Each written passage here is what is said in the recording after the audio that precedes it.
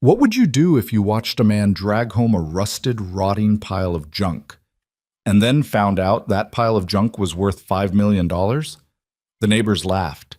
The kids pointed. Even the garbage men slowed down to stare. But Adrian Calloway didn't flinch, not once, because the man crouching in that driveway, covered in grease, wearing a flannel shirt with a busted button, that man was a billionaire. And he had just found something the entire world had been searching for 40 years. This is his story, and I promise you, you will not see the ending coming. If you're watching this right now, drop a comment telling me what city you're from. I want to see exactly how far this story travels. Hit that like button and stay with me until the very last second. Let's go. The neighborhood of Sycamore Drive in Beaumont, Texas, was the kind of place where everybody knew everybody's business, except when they didn't. And when they didn't, they made something up. It was a modest stretch of houses, the kind built sometime in the late 80s with good intentions and thin walls. The lawns were mostly maintained. The driveways held the usual mix of minivans and pickup trucks. On Friday nights in summer, you could smell 3 or 4 different barbecue setups running simultaneously, and somebody's kid was always bouncing a basketball at the wrong hour. It was, in the most honest terms possible, an ordinary street, which made Adrian Calloway all the more out of place, though almost nobody on Sycamore Drive understood that yet. He had moved in 18 months ago, quiet and unremarkable, paid cash for the house, which the real estate agent found slightly unusual but not enough to comment on. He drove a 2009 Ford F250 with a cracked passenger mirror that he had been meaning to fix for 6 months. He waved when neighbors waved, returned borrowed tools, kept his grass cut. His son Mason, 7 years old with his mother's dark eyes and his father's stubborn chin, rode his bike up and down the sidewalk most afternoons, sometimes alone, sometimes with the Nguyen kids from 3 houses down. Nobody asked too many questions about Adrian. He had that quality, the kind of stillness that discourages interrogation. He wasn't cold, exactly. He would stop and talk about the weather or the Texans' latest disaster of a season. But there was always something sealed behind his eyes, a private room that he didn't open for visitors. And most people on Sycamore Drive had learned without being told that the room wasn't available for tours. What they did know, mostly through Darlene Hutchins at number 14, who made it her personal mission to know everything, was that his wife had died 2 years back. Cancer, someone said. Car accident, someone else said. Darlene herself claimed it was something sudden and terrible, and left it at that with the satisfied expression of a woman who knew more than she was sharing. What nobody on Sycamore Drive knew, what nobody in the greater Beaumont metropolitan area knew, for that matter, was that Adrian James Calloway had been listed in Forbes 3 years running. That the private consulting work he did from his garage was actually the quiet management of a tech infrastructure company he had built from a rented storage unit at age 24. That the worn flannel shirts and the cracked mirror were not signs of financial struggle, but of a man who had deliberately stepped away from a world that demanded he perform a version of himself he no longer wanted to be. He wasn't hiding, exactly. He had just stopped raising his hand. The garage behind his house was the one place where the sealed room opened slightly. It was large, larger than it looked from the street, and meticulously organized in a way that suggested a specific kind of mind. Tools hung on pegboards with painted outlines marking exactly where each one belonged. A hydraulic lift sat in the center. One wall held a long workbench covered in the controlled chaos of active projects, carburetor parts, timing equipment, coils of wire sorted by gauge. A small space heater hummed in the corner during cold months. There was a folding chair near the garage door that had somehow accumulated a permanent cup holder, a dog-eared copy of a 1974 automotive engineering textbook, and Mason's half-finished drawings of race cars that bore no resemblance to any vehicle that had ever existed. That garage was where Adrian Calloway went to think, and in the 18 months since arriving on Sycamore Drive, he had done a considerable amount of thinking there. It was a Saturday in late October when everything changed, though none of the neighbors recognized it at the time. The morning had started like most Saturdays. Mason had woken up at 6:15 demanding pancakes, which Adrian made badly as always. Slightly burned on one side, slightly underdone on the other, and Mason ate them without complaint because he had inherited his father's ability to accept imperfection with dignity. They ate together at the kitchen table with the television off, which was their rule on weekend mornings. Mason drew another impossible race car while Adrian drank his coffee and read something on his phone with a frown that had nothing to do with the coffee. By 9 o'clock, Adrian had loaded Mason into the truck with a promise of a stop at Whataburger on the way home, and they drove 40 minutes east to the Beaumont Municipal Salvage Yard on Route 90. The salvage yard was the kind of place that had a smell before it had a shape. Rust and oil and old rubber, and something underneath those, something organic and difficult to name. It sprawled across 6 acres behind a chain-link fence topped with barbed wire that had gone sideways in sections. A hand-painted sign at the entrance read, "Bertram's Auto Salvage, cash only, no exceptions." And below that, in smaller letters that someone had added later, "Seriously, no exceptions." Old Bertram himself, who was not actually named Bertram but had inherited both the business and the nickname from his uncle, sat in a lawn chair just inside the gate with a thermos of something that was probably not coffee. He was 71 years old, built like a man who had spent a lifetime lifting things, and he had the specific wariness of someone who had been talked into too many bad deals over too many decades. "Calloway," he said, when Adrian and Mason walked through the gate. "Bertram." Adrian nodded.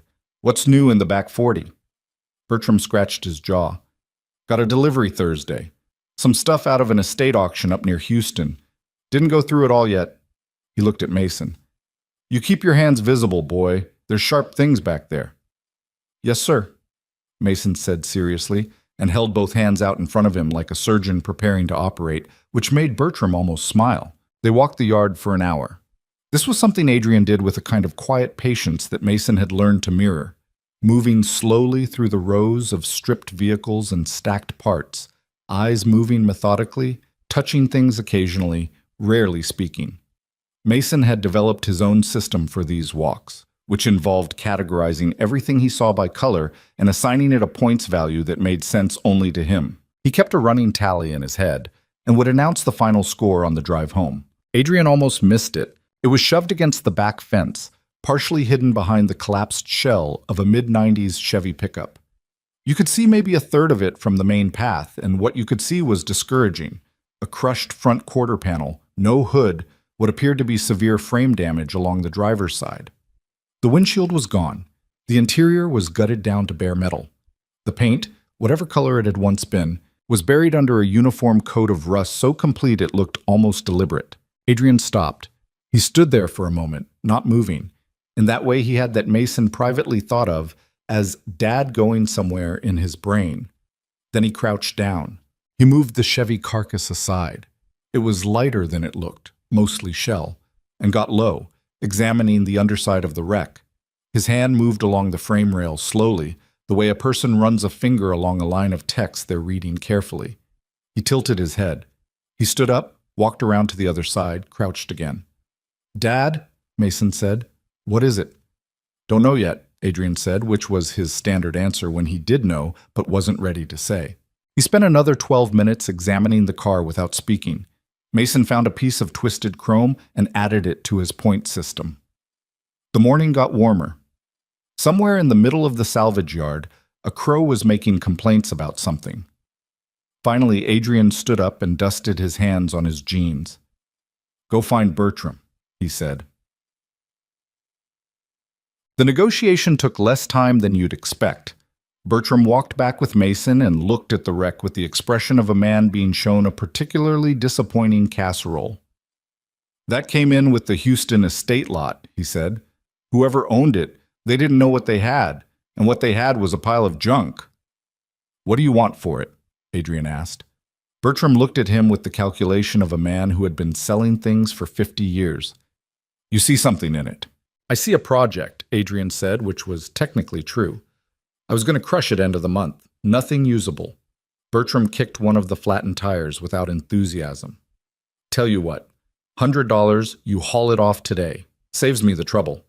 Adrian paid in cash, which he always had, and arranged for a flatbed out of town to deliver it to Sycamore Drive that afternoon. On the drive home, Mason ate his Whataburger and announced that Saturday's salvage yard score was 412 points, which was a personal record.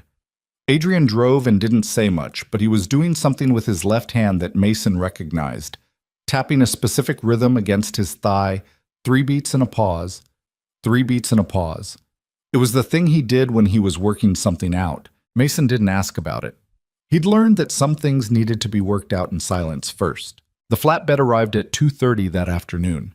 By 2:45, Sycamore Drive had an audience. It started with Dale Hutchins, who was washing his car in the driveway at number 14 and stopped with the hose still running when the flatbed rolled past.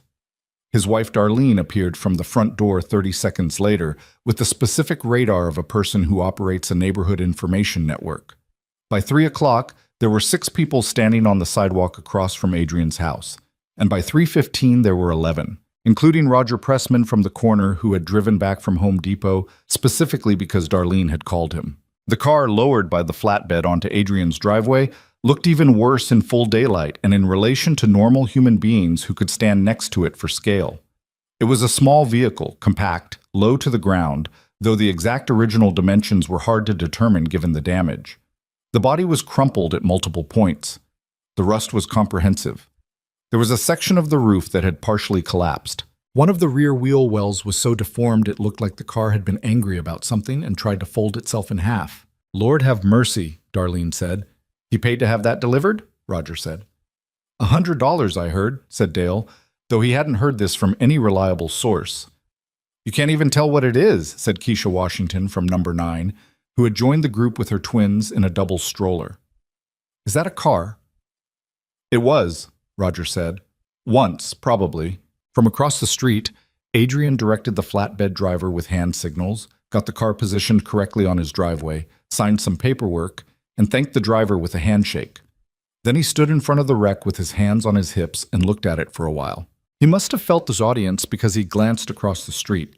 He didn't seem bothered by the collection of neighbors. He gave a small, unremarkable wave, the kind of wave that says, "Yeah, I see you," rather than "hello," and then turned back to the car. "He's going to restore that?" Darlene said. "He'd be better off burning it," Roger said. "Maybe he paid $100 too much," Dale said, and several people laughed. Mason appeared from the side of the house, still holding what was left of his Whataburger wrapper, and stood beside his father looking at the car with the same expression his father wore. Not enthusiasm, exactly, but a kind of serious engagement, a willingness to contend with the thing in front of him. "What do we do first?" Mason asked. "Clean it up," Adrian said. "You don't know what you're dealing with until you can see it." Mason nodded like this was perfectly reasonable advice about anything. Across the street, Darlene was already composing the next-door post in her head. Evelyn Pierce had been working the 6 to 2 shift at Ronnie's Diner on Magnolia Avenue for 3 years, which meant she had served approximately 47,000 cups of coffee to people she'd mostly never see again, endured 2 managers who couldn't organize a grocery list, survived a kitchen fire that had been significantly more dramatic than the local news reported, and saved slightly less money than she needed to feel like she was getting somewhere. She was 30 years old, which she was mostly fine with, though some mornings it surprised her. She had her mother's practicality and her father's stubbornness, which was a combination that served her better than she gave it credit for. Her apartment on Sycamore Drive, she rented the small upstairs unit at number 7, was clean and sparse in the way of someone who has learned not to accumulate things they might have to move quickly. She owned exactly what she used and used most of what she owned. She had noticed Adrian Calloway the way you notice someone who exists at the edge of your peripheral vision, not with great interest, but with the background awareness of a person trying to understand their environment. She knew he was quiet. She knew he had a kid. She knew he worked in his garage at odd hours because she could see the light from her bedroom window on nights when she was up late, which was often. She had not introduced herself in 18 months, which she was privately embarrassed about, but had been too busy surviving to address. The Saturday the car arrived, she was walking home from a late shift. The 2 o'clock had stretched to 5 because Carla had called in sick, and Ronnie's scheduling was always a fiction. And she came down Sycamore Drive to find the usual Saturday evening version of the street, which was quiet in the specific way of a place that had been noisier earlier. She could see the remains of the neighborhood audience, mostly dispersed now. A few people still lingering near the Hutchins driveway talking. She almost walked past. Then she saw the car. It was sitting in Adrian's driveway, under a work light he'd set up on a stand, and Adrian was crouching next to it doing something with a wire brush, and the light hit the rusted body in a way that made it look almost architectural, all these layers of damage and time made visible. She stopped on the sidewalk without quite meaning to. She'd worked around enough machinery at various jobs not to be completely ignorant about cars. Her father had restored a '68 Mustang over the course of her entire childhood, which meant she'd grown up watching someone love something back into existence, piece by piece, with more patience than money. She knew enough to know that whatever Adrian was looking at under that work light, it wasn't what most people saw when they looked at the wreck. The way he moved around it, deliberate, unhurried, touching specific points with specific intention, reminded her of the way her father used to crouch next to that Mustang on Sunday mornings with his coffee going cold beside him. Like the car was telling him something and he was listening. She stood there longer than she meant to, long enough that he looked up.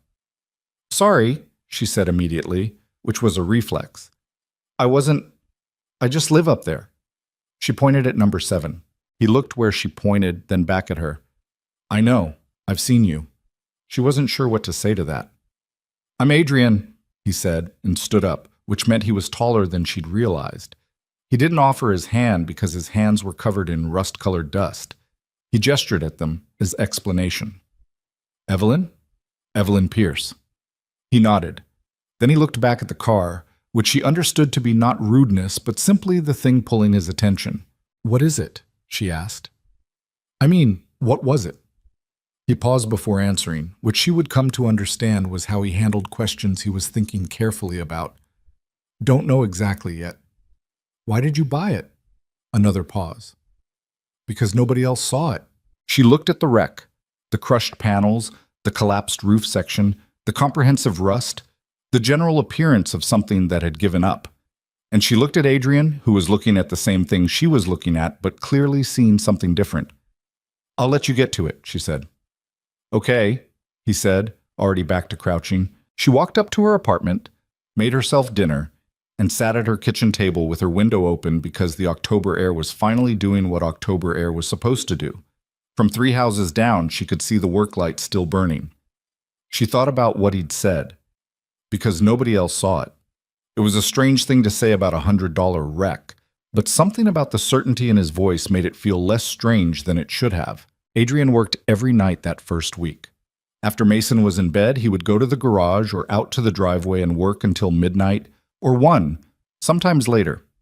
He had the discipline of someone who could function on 5 hours of sleep indefinitely, which he'd built out of necessity during the early years of his company when there had been no alternative to functioning on 5 hours of sleep indefinitely. The first task was cleaning. Not restoring, just seeing. He removed decades of accumulated grime with solvents and wire brushes and a pressure washer borrowed from the Nguyen family, working layer by layer the way an archaeologist uncovers something fragile and potentially significant.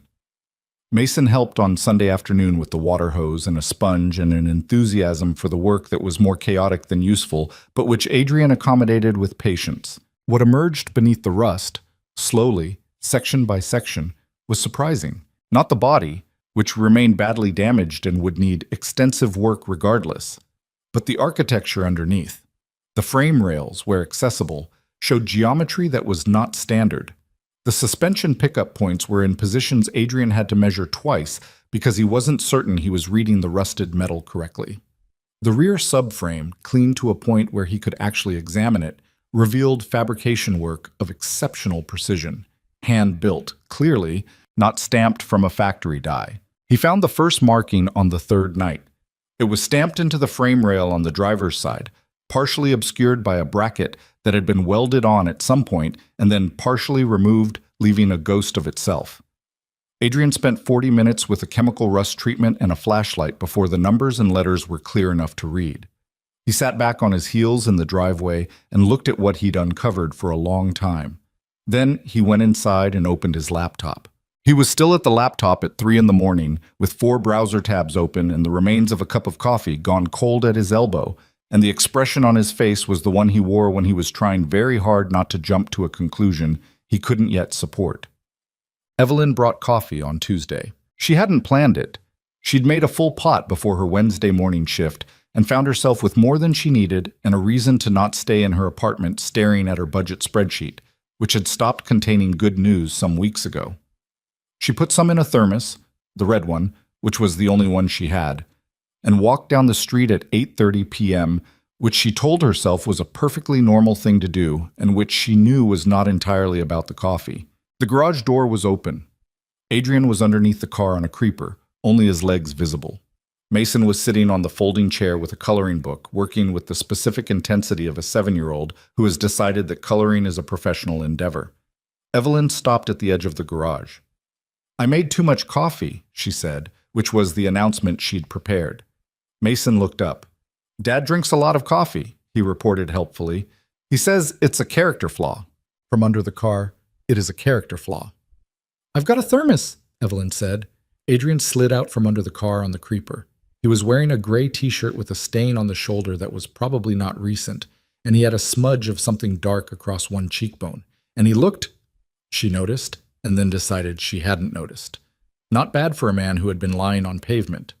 He sat up and looked at the thermos. "Red thermos," he said. "Only one I have." "What kind?" "Dark roast. From Ronnie's Diner. I work there. I have access." He accepted the thermos and poured some into the cup of a cup that was sitting on the garage floor and had the words "World's Okayest Mechanic" printed on the side. He drank. He nodded. "Good," he said. "I know," she said, because it was. She stayed for an hour.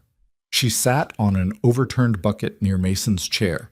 Adrian produced the bucket from somewhere with the efficiency of a man who always knows where the extra bucket is, and she watched him work while Mason explained his coloring book to her in detail that suggested he had given the backstories of each character considerable thought. She found herself watching Adrian's hands more than anything else. The way they moved over the car was different from anything she'd seen before. Not confident in the showy sense, but certain. Like someone reading a language they've known their whole life. He didn't fumble. He didn't second guess. He moved from one thing to the next with an economy of motion that suggested a brain working significantly faster than the hands it was directing. "Can I ask what you're looking for?" she said, during a gap in Mason's narrative. He didn't answer immediately. She was starting to understand that his silences were not evasions. They were him deciding whether the thing he was about to say was actually what he meant to say. "I found some markings," he said, "on the frame, serial numbers, basically, but not standard." He paused. This car was hand-built, which isn't unusual for a custom project, but the geometry is, there are things here that don't match anything in normal production. "What does that mean?" "I don't know yet," he said, and she believed him, and she also believed that "yet" was carrying significant weight in that sentence. Mason looked up from his coloring. "Dad thinks it's special." "Mason," Adrian said, which was a one-word sentence that meant, "Don't say things I haven't decided yet." "He does, though," Mason told Evelyn, undeterred. Evelyn looked at the car, the damaged, ugly, rust-eaten car sitting in the fluorescent wash of the garage lights, and tried to see what Adrian saw in it. She couldn't, quite, but she could see something in the way he looked at it, a focus that had nothing to do with $100 investments. She walked home at 9:30 with the empty thermos, and she was thinking about something her father had said once, standing over his Mustang with his hands on his hips on a cold Saturday morning. The thing about broken things is, most people stop looking at them, which means most people never see what's underneath. She hadn't thought about that in years. By Thursday, the novelty of the rusted wreck had converted, on Sycamore Drive, from a source of mockery into something more complicated. It had started with Dale Hutchins, who had nothing better to do on his day off, and wandered down the sidewalk Thursday morning with the pretense of checking his mailbox, which was in the opposite direction, and ended up standing in front of Adrian's driveway for 15 minutes. He couldn't see much. The car was inside the garage now, positioned on the lift, and the garage door was closed. But he could hear something. Metal. And a kind of deliberate quiet between the sounds that felt somehow significant. He mentioned it to Darlene. Darlene, who operated with the situational intelligence of a small field general, made 3 phone calls and a next-door post that was technically a question about neighborhood noise ordinances, but was actually a dispatch requesting reconnaissance. By Thursday evening, there was a pattern of foot traffic past number 12. People walking dogs, walking children, walking nothing. That was sufficiently unusual that even Mason noticed and mentioned it to his father. "Why do people keep going past?" Mason asked. "Curiosity," Adrian said. "About the car?" "Probably." Mason thought about this. Should we close the blinds? Adrian almost smiled.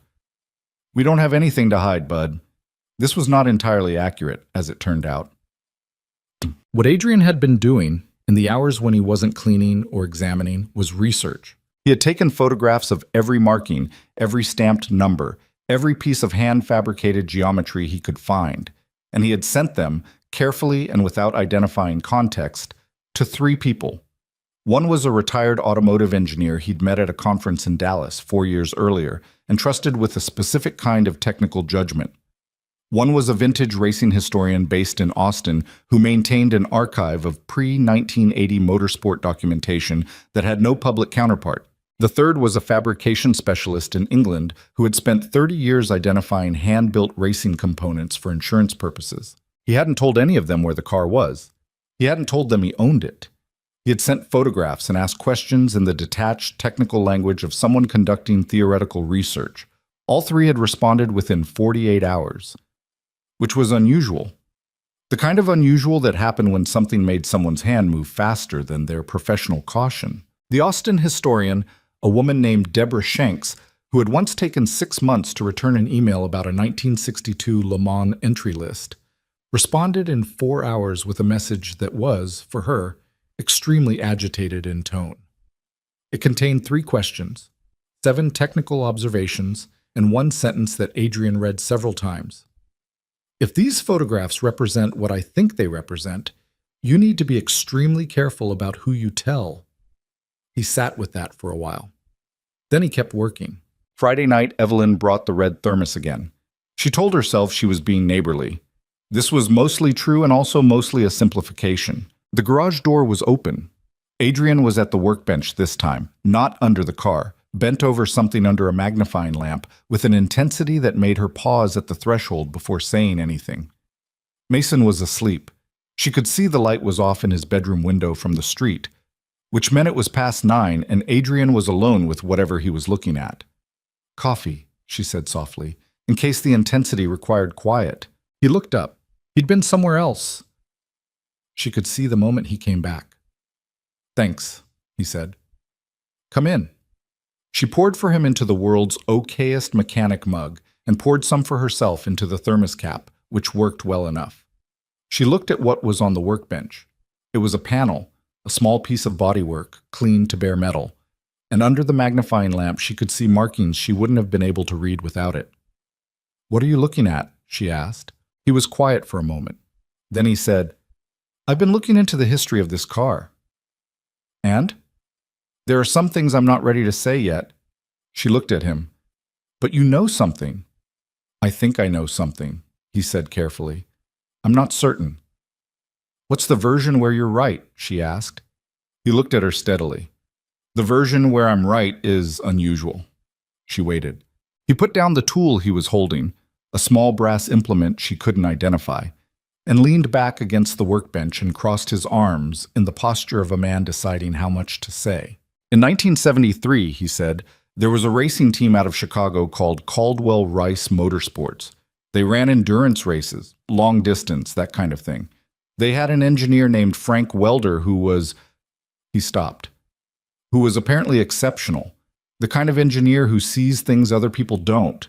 He was developing a car, a prototype, new suspension geometry, a kind of frame design that nobody had tried. The idea was to test it at a few smaller circuits before a major entry. Evelyn watched him.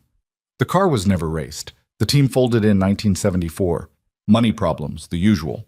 The prototype was supposed to be sold at auction, but there was a fire at the team's storage facility. Everything was believed destroyed. The car, the blueprints, Frank Welder's technical documentation. He paused. Frank Welder disappeared after that. No one in the motorsport world could find him. He just stopped existing as far as public record goes. The garage was quiet. From somewhere outside, a dog was barking at something it had probably imagined. The prototype became a kind of legend, Adrian said. In vintage racing circles, anyway. The design ideas that Welder had documented, some of them showed up in other engineers' work years later, which means someone had seen the blueprints before the fire. But the car itself was considered gone. Evelyn looked at the rusted vehicle on the lift, at the crushed panels and the collapsed roof, and the comprehensive damage that had made an entire neighborhood laugh. "You think that's it?" she said. "I think there's a significant possibility," Adrian said, "based on the frame markings, based on the geometry, based on what 3 different people who don't know each other have said when they saw the photographs." He uncrossed his arms. "But I need more evidence before I say it out loud to anyone who matters." She was quiet for a moment, turning her coffee cup in her hands. "How much would it be worth?" she said. "If you're right." He made a sound that wasn't quite a laugh. "I'm not sure there's a number." She looked at him, at the grease-stained shirt and the tired eyes and the magnifying lamp and the small brass tool on the workbench. And she said, "And you're in here alone at 9:30 on a Friday night." "I'm usually in here alone at 9:30 on a Friday night," he said. "I know," she said. "I've seen the light." He looked at her, really looked, in a way he didn't often do with people. And there was something in his expression that she couldn't quite read. Not guarded, exactly. Something more complicated than guarded. "It's a good project," he said, which was not what he'd meant to say, and they both probably knew it. She stayed until 11. They talked, mostly, about other things. Mason's school, the diner, a conversation about the Beaumont weather, which was a reliable topic because the Beaumont weather was reliably terrible. Normal things. The kind of conversation that exists on the surface but carries something else underneath. The way the car's surface carried something underneath that nobody on Sycamore Drive could see. When she left, Adrian watched her walk up the street toward number 7, and then he turned back to the garage and looked at the rusted wreck on the lift for a long time.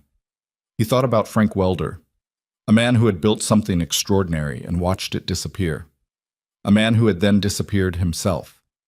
He thought about things that go missing, things that seem lost, things that are actually just waiting for the right person to stop walking past and actually look.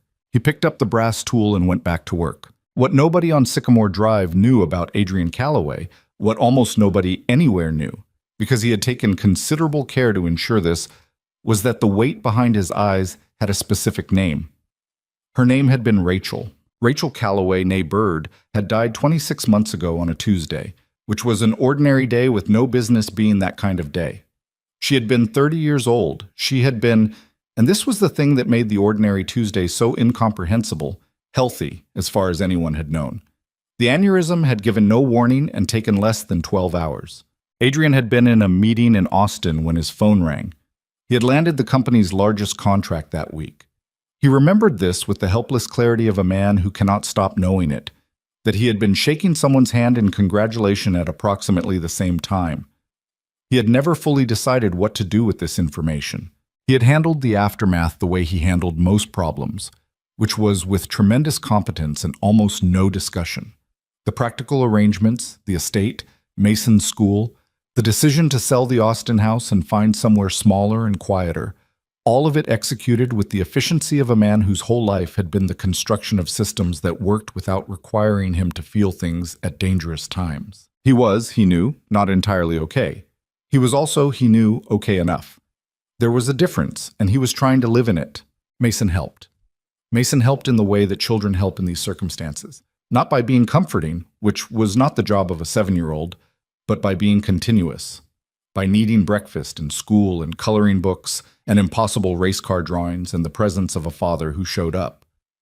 The requirement of showing up was, it turned out, very useful to a man who might otherwise have stopped doing much else. The garage also helped. There was something about work that required all of you, physical and mental, both hands and the thinking brain, precision and patience, that made it impossible to be somewhere else at the same time. When Adrian was working, he was only working. The grief waited outside the garage door. It was always there when he came out, and he had accepted this, but for the hours he was inside, he got a break from it. The wreck was, in this sense, more than a project. He hadn't said this to anyone. He wasn't sure he could say it to anyone in a way that made sense from the outside. But on Friday nights in his garage with the work light burning and the neighborhood quiet and Mason asleep in the house, and a thermos of good coffee someone had thought to bring, on those nights, something that had been very tight in him for 2 years was slightly less tight. He didn't know what to do with that either. He went back to work. By Saturday morning, exactly 1 week after he dragged home the wreck that made the neighborhood laugh, Adrian Calloway had been awake for 31 of the last 36 hours. He was sitting on the garage floor, back against the wall, with his knees up and a cold cup of coffee beside him and his laptop open on his thighs. The email he'd just received was 4 paragraphs long. It was from Deborah Shanks in Austin, and its tone had moved beyond agitated into something that he could only describe as carefully controlled alarm. She had found documentation. Archived materials from a Chicago Racing Federation, partially digitized in 2019, that included a partial build log for a vehicle matching the frame numbers Adrian had photographed. The build log included a chassis code. The chassis code matched. At the bottom of the email she had written, "I don't need to tell you what this means. I think you already know. I would strongly recommend you take very seriously what you do next, and who you tell, and when. There are people who have been looking for this vehicle for a very long time." Adrian read the email twice. Then he closed the laptop and set it aside and sat with his knees up in the quiet garage, looking at the wreck on the lift. It was still ugly, still damaged, still the thing the whole neighborhood had laughed at a week ago. But he knew what it was now. The question was what to do about it. Outside, Sycamore Drive was waking up. He could hear the Nguyen kids' voices, distant, a car starting. The Saturday sounds of an ordinary neighborhood with no idea that the quiet man in the garage at number 12 was sitting in the middle of something extraordinary. Adrian Calloway set down his coffee, stood up, and walked back to the car. He had work to do. The email from Deborah Shanks sat in Adrian's laptop like a small explosive device he hadn't yet decided what to do with. He'd read it 4 times by Sunday morning. Each time the words rearranged themselves slightly in his understanding. Not the meaning, which was clear, but the weight of the meaning, which kept getting heavier.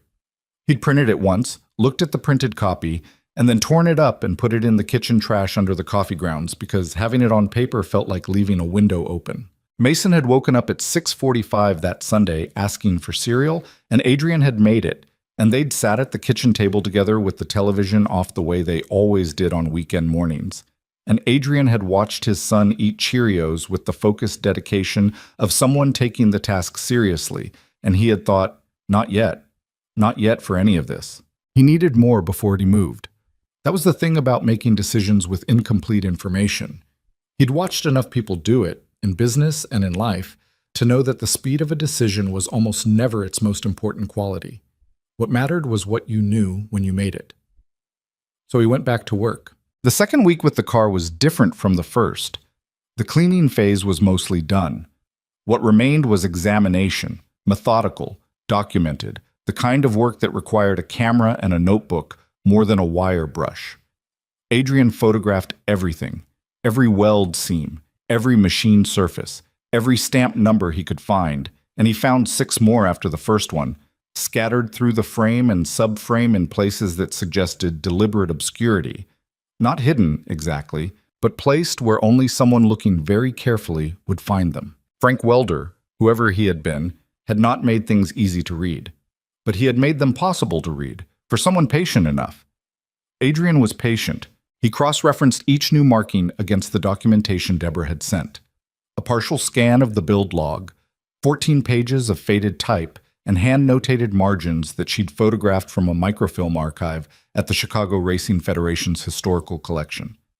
The handwriting in the margins was cramped and precise, the notes of an engineer who thought faster than he wrote and was trying to keep up with himself.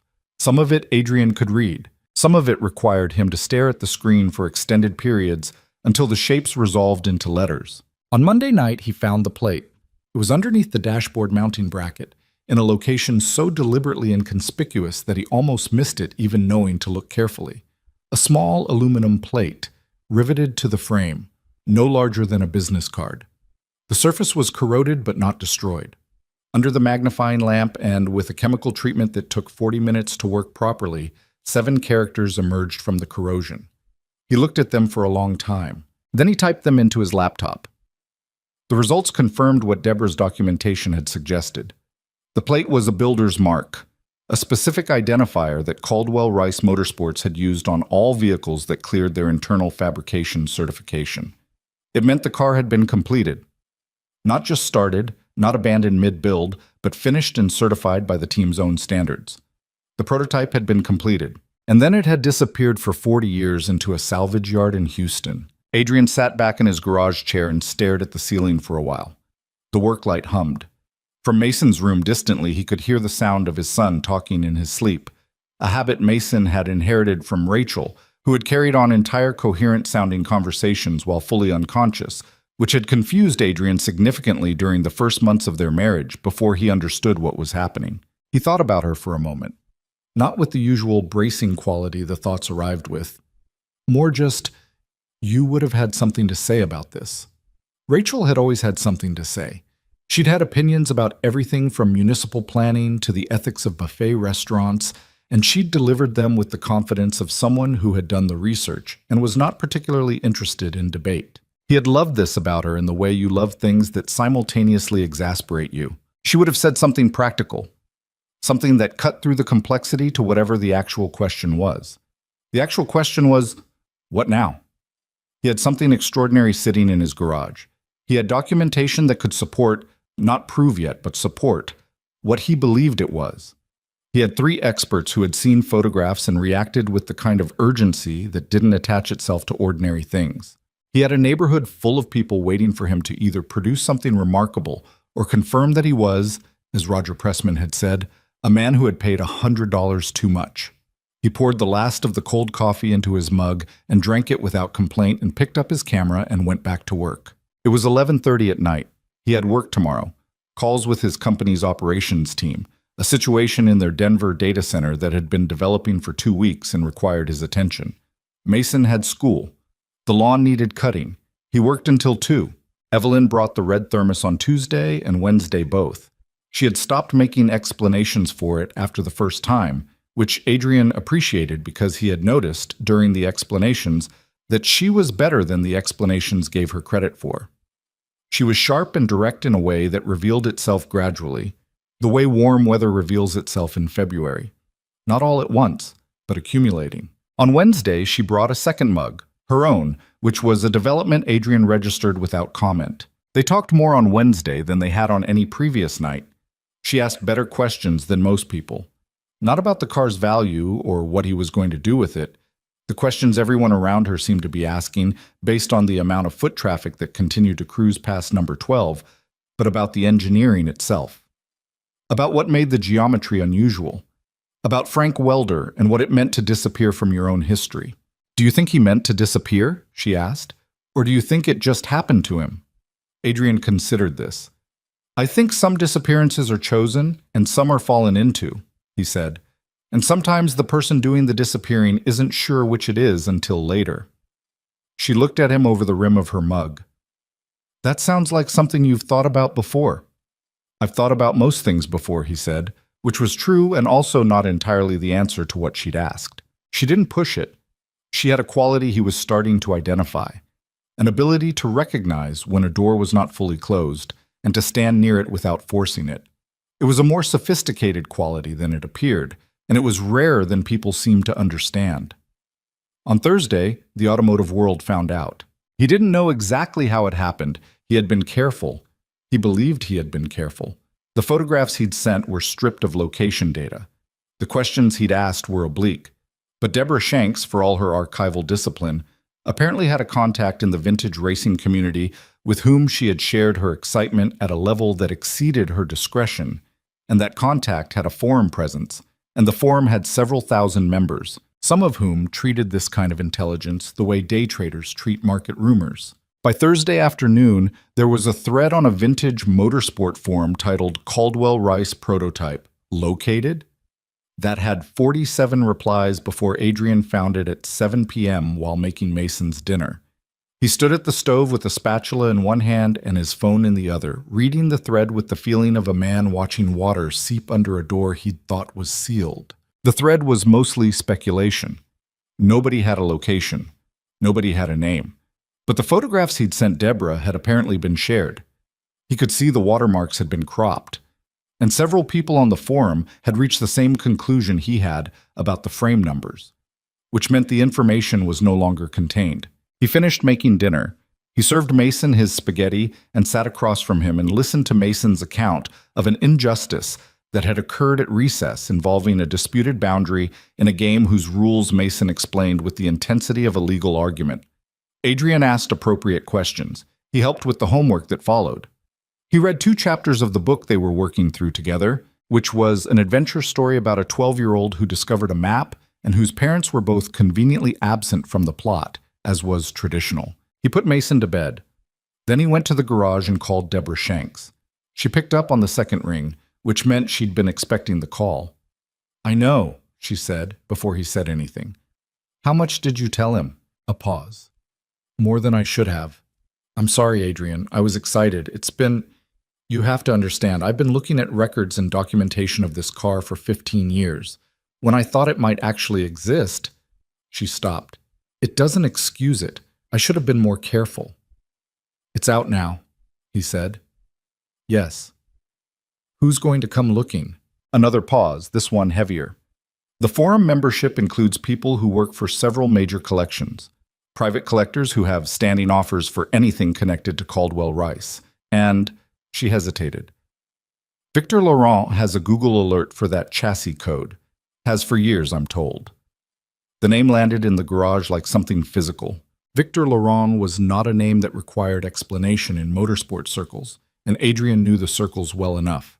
Laurent was 73 years old, French-American, and had spent 40 years building one of the most significant private automotive collections in the world from a base in Santa Fe, New Mexico. He had raced himself in his 30s, Formula Atlantic style, some endurance work, before an accident in 1981 ended his driving career and redirected his formidable energy into acquisition and preservation. His collection was rumored to contain vehicles that museums had been trying to borrow for decades. He was known for 2 things equally: his taste, which was exceptional, and his persistence, which was legendary. He had been publicly associated with the search for the Caldwell Rice prototype at least twice in automotive press coverage that Adrian had already found in his research. Once in a 2009 interview where he'd called it the most significant unrecovered vehicle in American motorsport history. Once in a 2017 charity auction where he'd purchased a fragment of what was claimed to be original Caldwell Rice bodywork, later determined to be a fabrication, for an amount that had caused considerable comment at the time. "How long do I have?" Adrian asked. "Before someone shows up," Deborah said. "If Laurent has a Google alert and the forum post is indexed, I wouldn't assume more than a few days." He looked at the car, at the dents and the damage and the work he'd done and the work that remained. At the plate he'd uncovered Monday night, the 7 characters that confirmed what the car was. "Thank you for telling me," he said. "I'm sorry I created the problem," she said. "You confirmed what I already knew," he said. "The problem would have come eventually." He hung up and sat in the garage with his hands on his knees for a while, thinking. The neighborhood was quiet. The work light hummed. The car sat on the lift under the fluorescent glow, still damaged, still ugly, but no longer anonymous. He thought about what to do next and made a decision that surprised him slightly, which was that he wasn't going to do anything yet. He was going to keep working. He was going to document everything he could document in the time he had, because whatever happened next, he wanted to know this car fully before it became something else, before it became an event instead of a project, before the world arrived and took it out of the quiet space of what it had been, when it was just him and a $100 wreck and a work light and cold coffee. He picked up his camera. He had a few days. He was going to use them. The next morning, Friday, Mason announced at breakfast that several kids at school had asked him if his dad was famous. Adrian looked up from his coffee. "What did you say?" "I said no," Mason said. "Are you?" "No," Adrian said. Mason considered this with the thorough fairness he applied to most questions. "Okay," he said. "But Tommy Nguyen said his mom heard that you found something important in the car." "Tommy Nguyen's mom doesn't know what's in the car." "That's what I said." Mason ate a spoonful of cereal. "I said Dad doesn't talk about the car to people." He paused. "Except to the coffee lady." Adrian looked at his son. "The coffee lady. Evelyn. She comes with the red thermos." Mason said this with the matter-of-fact tone of someone reporting observable facts. "She stays for a long time." "She's a neighbor," Adrian said. "Mm-hmm," Mason said, in a tone that implied he was filing this information in a category Adrian might not have intended. Adrian drank his coffee and said nothing further, which was a tactical decision. He called Evelyn that afternoon, which was the first time he had called her. He'd gotten her number from the building's shared information sheet that all tenants on the block had contributed to, which had seemed appropriate and also slightly cowardly, a distinction he chose not to examine. She picked up on the third ring. "Adrian?" "The situation has changed," he said. "With the car. I thought you should know." A beat. "How changed?" "Information got out. There are people in the vintage motorsport community who know something has been found. I don't think anyone knows where yet, but that's probably temporary." "How temporary?" "Days," he said. "Maybe less." She was quiet for a moment. He could hear background noise. The diner, probably, the sound of a kitchen working. "What does that mean for you?" "It means I need to decide some things before someone else decides them for me." He paused. "I thought you might want to be around for that conversation." The pause before she answered was short. "What time?" "Tonight, after Mason's asleep, 8:30. "I'll bring the thermos," she said. She arrived at 8:25, which he noticed. She had changed out of her work clothes, dark jeans and a green jacket that was slightly too big for her in a way that managed not to look bad. And she brought not just the thermos, but a box of the butter cookies from Ronnie's that were, objectively, one of the better things Ronnie's produced. Mason was asleep. The garage was warm. The October nights had dropped further, and he'd turned up the space heater. The car sat on the lift, cleaned and photographed and documented, more known than it had been a week ago, but still carrying its damage, still carrying all the years it had spent being nobody's priority. He told her everything, not in pieces, not carefully managed, all of it in order, from the frame markings to Deborah Shanks, to the forum thread to Victor Laurent's name and what it meant. He told her about Frank Welder and what he'd reconstructed of the man's history, which wasn't much but was more than nothing. He told her about the aluminum plate under the dashboard bracket and the 7 characters and what they confirmed. She listened without interrupting, which was a thing she did well. She ate one of the butter cookies and held her mug in both hands and looked at the car while he talked. And when he finished, she was quiet for a moment. "So someone's coming," she said. "Yes." "And you haven't decided what to do." "I know some of what I want," he said. "I haven't figured out how to get it." She looked at him. "What do you want?" It was the direct question, and he'd known she'd ask it eventually because directness was one of her primary qualities, and he'd been thinking about the answer for 2 days. "I want the car to mean something," he said. "Not just to be worth something. Those are different." She was quiet again. Outside, a car went past on Sycamore Drive, its headlights briefly crossing the garage wall. "Frank Welder built something extraordinary," Adrian said, "and then it disappeared, and so did he, and most of the world has no idea either of them ever existed. If I sell this car to whoever gets here first and it goes into a private collection somewhere and sits in a climate-controlled room where nobody sees it..." He stopped. That feels like losing him again. Evelyn set down her mug on the workbench, carefully, in the space between a socket wrench and a tube of anti-seize compound. She looked at the car for a long moment. "Then don't let that happen," she said. "It's complicated when there's significant money involved." "Most worthwhile things are complicated when there's significant money involved," she said. "That's not a reason." He almost smiled at that. It was the kind of thing Rachel would have said, and the comparison arrived with the usual complexity. Not painful exactly, more like pressing on a place that was still healing. He acknowledged it and let it pass. "Victor Laurent has been looking for this car for decades," he said. "When he gets here. And he will get here, so he'll have a number ready. It'll be a number designed to make it hard to think clearly." "Will it work?" "I'm a billionaire," he said flatly. "Money doesn't..." He caught himself. It was the first time he'd said it to her. The word just landed there in the garage between them. She didn't react the way most people reacted. She didn't go still, didn't recalibrate the way he'd watched people recalibrate when they found out, reassessing everything they'd said in the new light of the information, adjusting their posture toward him. She just looked at him steadily. "Okay," she said. "That's it?" he said. "What do you want me to say?" He considered this. "Most people have more of a reaction." "I figured," she said. "The truck with the cracked mirror, the flannel shirts, you're not broke, but you also don't want people to know you're not broke. That's a specific choice." She picked up her mug again. "I just didn't know the number." Does the number change anything? She thought about it honestly, which he appreciated. It changes the math on the stress you're carrying about Victor Laurent, she said. But it doesn't change anything about you. He was quiet. The point is, she said, you have leverage. If you walk into that conversation already knowing what you want, he can't move you with the number. The number's not the thing you're negotiating for. He looked at her. What am I negotiating for? Legacy, she said. You said it yourself.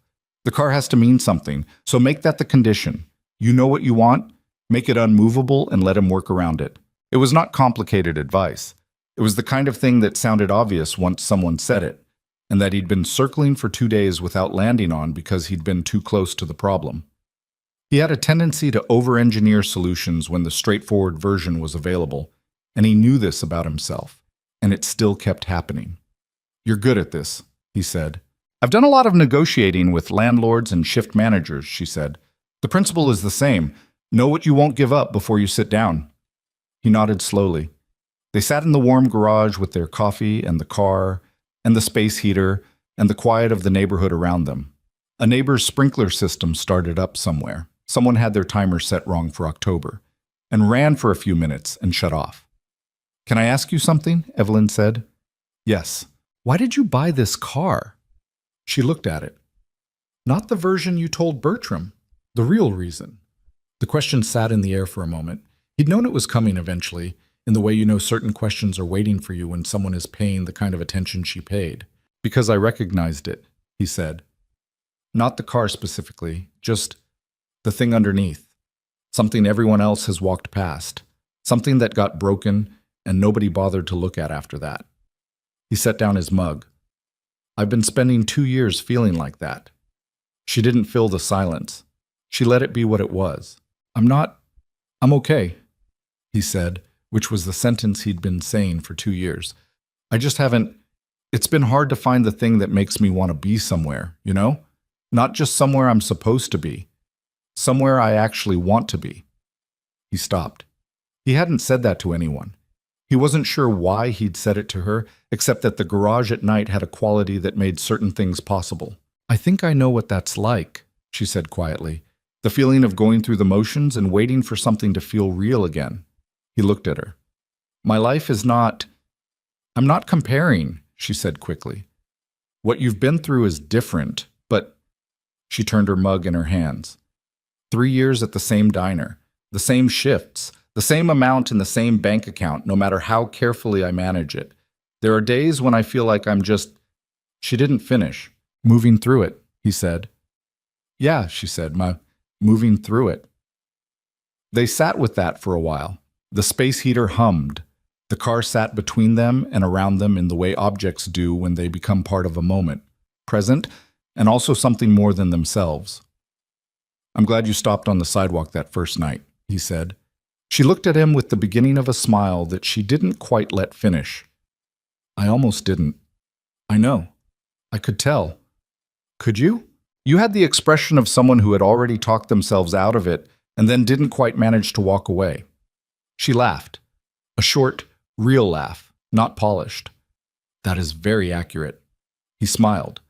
It was the full version, which was something Mason saw regularly and the rest of Sycamore Drive had never seen. They stayed until 10:30. When she left this time, walking up the street with the empty thermos, Adrian stood in the garage doorway and watched the neighborhood and thought about a man named Frank Welder who had built something extraordinary and let it disappear. And he thought about the difference between things that disappear because they're abandoned and things that disappear because they're waiting. He went inside. He checked on Mason, asleep, one arm hanging off the bed, in the specific graceless way of a child who had committed fully to unconsciousness. And he stood in the doorway of his son's room for a moment. The call came on Saturday morning at 9:47 while Adrian was teaching Mason to check the oil on the F-25. Oh, which was a practical skill Adrian believed should be part of a standard childhood curriculum. It was a 505 area code. Santa Fe. He answered it. He handed Mason the dipstick to examine on his own and walked to the end of the driveway. The voice on the phone was accented, the French underneath the American English still present after decades. and careful in the way of a man who had been in enough negotiations to know that the first 30 seconds determined the shape of everything that followed. "Mr. Calloway," the voice said, "my name is Victor Laurent. I believe we have something to discuss." Adrian looked down the length of Sycamore Drive, at the modest houses and the maintained lawns and the neighborhood that had watched him drag home a rusted wreck, and laughed about it, and felt something settle in him. Not certainty exactly, something more like readiness. "Mr. Laurent," he said, "I know who you are, and yes, I think we do." There was a pause, and then Laurent said with something that might have been relief after a very long wait, "May I come to Beaumont?" "You can come Tuesday," Adrian said. "I have some things I need to finish first." He hung up and stood in the driveway for a moment. From under the truck, Mason's voice, "Dad, the oil looks kind of brown." "That means it needs changing," Adrian said, and walked back to his son. Across the street, Dale Hutchins had come out for his morning paper and was watching with the specific expression of a man who knows something is happening and cannot figure out what it is. Adrian nodded at him. Dale nodded back, uncertain. The car was in the garage. Tuesday was 3 days away. And in those 3 days, Adrian Calloway intended to know that vehicle as completely as it was possible to know it. Every weld and every marking and every piece of hand-built precision that Frank Welder had put into it before the world lost track of both of them. Before it became worth millions of dollars to someone else, he was going to understand what it had cost one man to build it. He owed Welder that much. He wasn't sure why he felt that way, only that he did, and that he'd learned in the last 2 years to trust the feelings that arrived without full explanation. He went back into the garage and got to work. Sunday he photographed for 6 hours. Monday he documented. Monday night, after Mason was asleep, he called his company's legal team and had a 40-minute conversation that the lawyer on the other end found somewhat unusual, but followed with the professional neutrality of someone being paid to follow things. He had a framework in mind. It was not complicated. It was, in fact, exactly what Evelyn had said. Know what you won't give up before you sit down. He knew. By the time Tuesday morning arrived, Sycamore Drive was doing the thing that Sycamore Drive did when it sensed something. The slow-motion gathering that looked like coincidence but wasn't. Darlene Hutchins was gardening, which she never did on weekday mornings. Roger Pressman's car was in his driveway, which it shouldn't have been on a Tuesday. Keisha Washington was pushing the twins in the stroller in a route that happened to take her past number 12 at intervals. The black SUVs arrived at 11. 2 of them, Texas plates, the kind of vehicle that announced resources without advertising them. They parked in front of Adrian's house with the coordinated efficiency of a team that traveled together regularly. Victor Laurent got out of the second one. He was smaller than photographs suggested, not physically diminished, but compacted, the way people who have spent a lifetime moving through the world with intention can appear smaller than they are until they speak. He was 73 but moved without the apology of age. He wore a dark jacket that cost more than a month of Evelyn's diner salary, and he stood on the sidewalk in front of number 12 and looked at the house with the expression of a man who has been moving towards something for a very long time and has finally arrived. Adrian was already standing in the driveway, hands in his pockets, in the worn flannel shirt with the busted button. Laurent walked toward him. He stopped a few feet away and looked at Adrian with dark, evaluating eyes that had spent 50 years assessing things of value. "Mr. Calloway," he said. "Mr. Laurent." Adrian nodded. "Is it here?" Laurent said. He asked it simply, without preamble, and the simplicity of it, the 40 years of waiting compressed into 3 words, was something Adrian registered. "It's here," he said. "Come and see."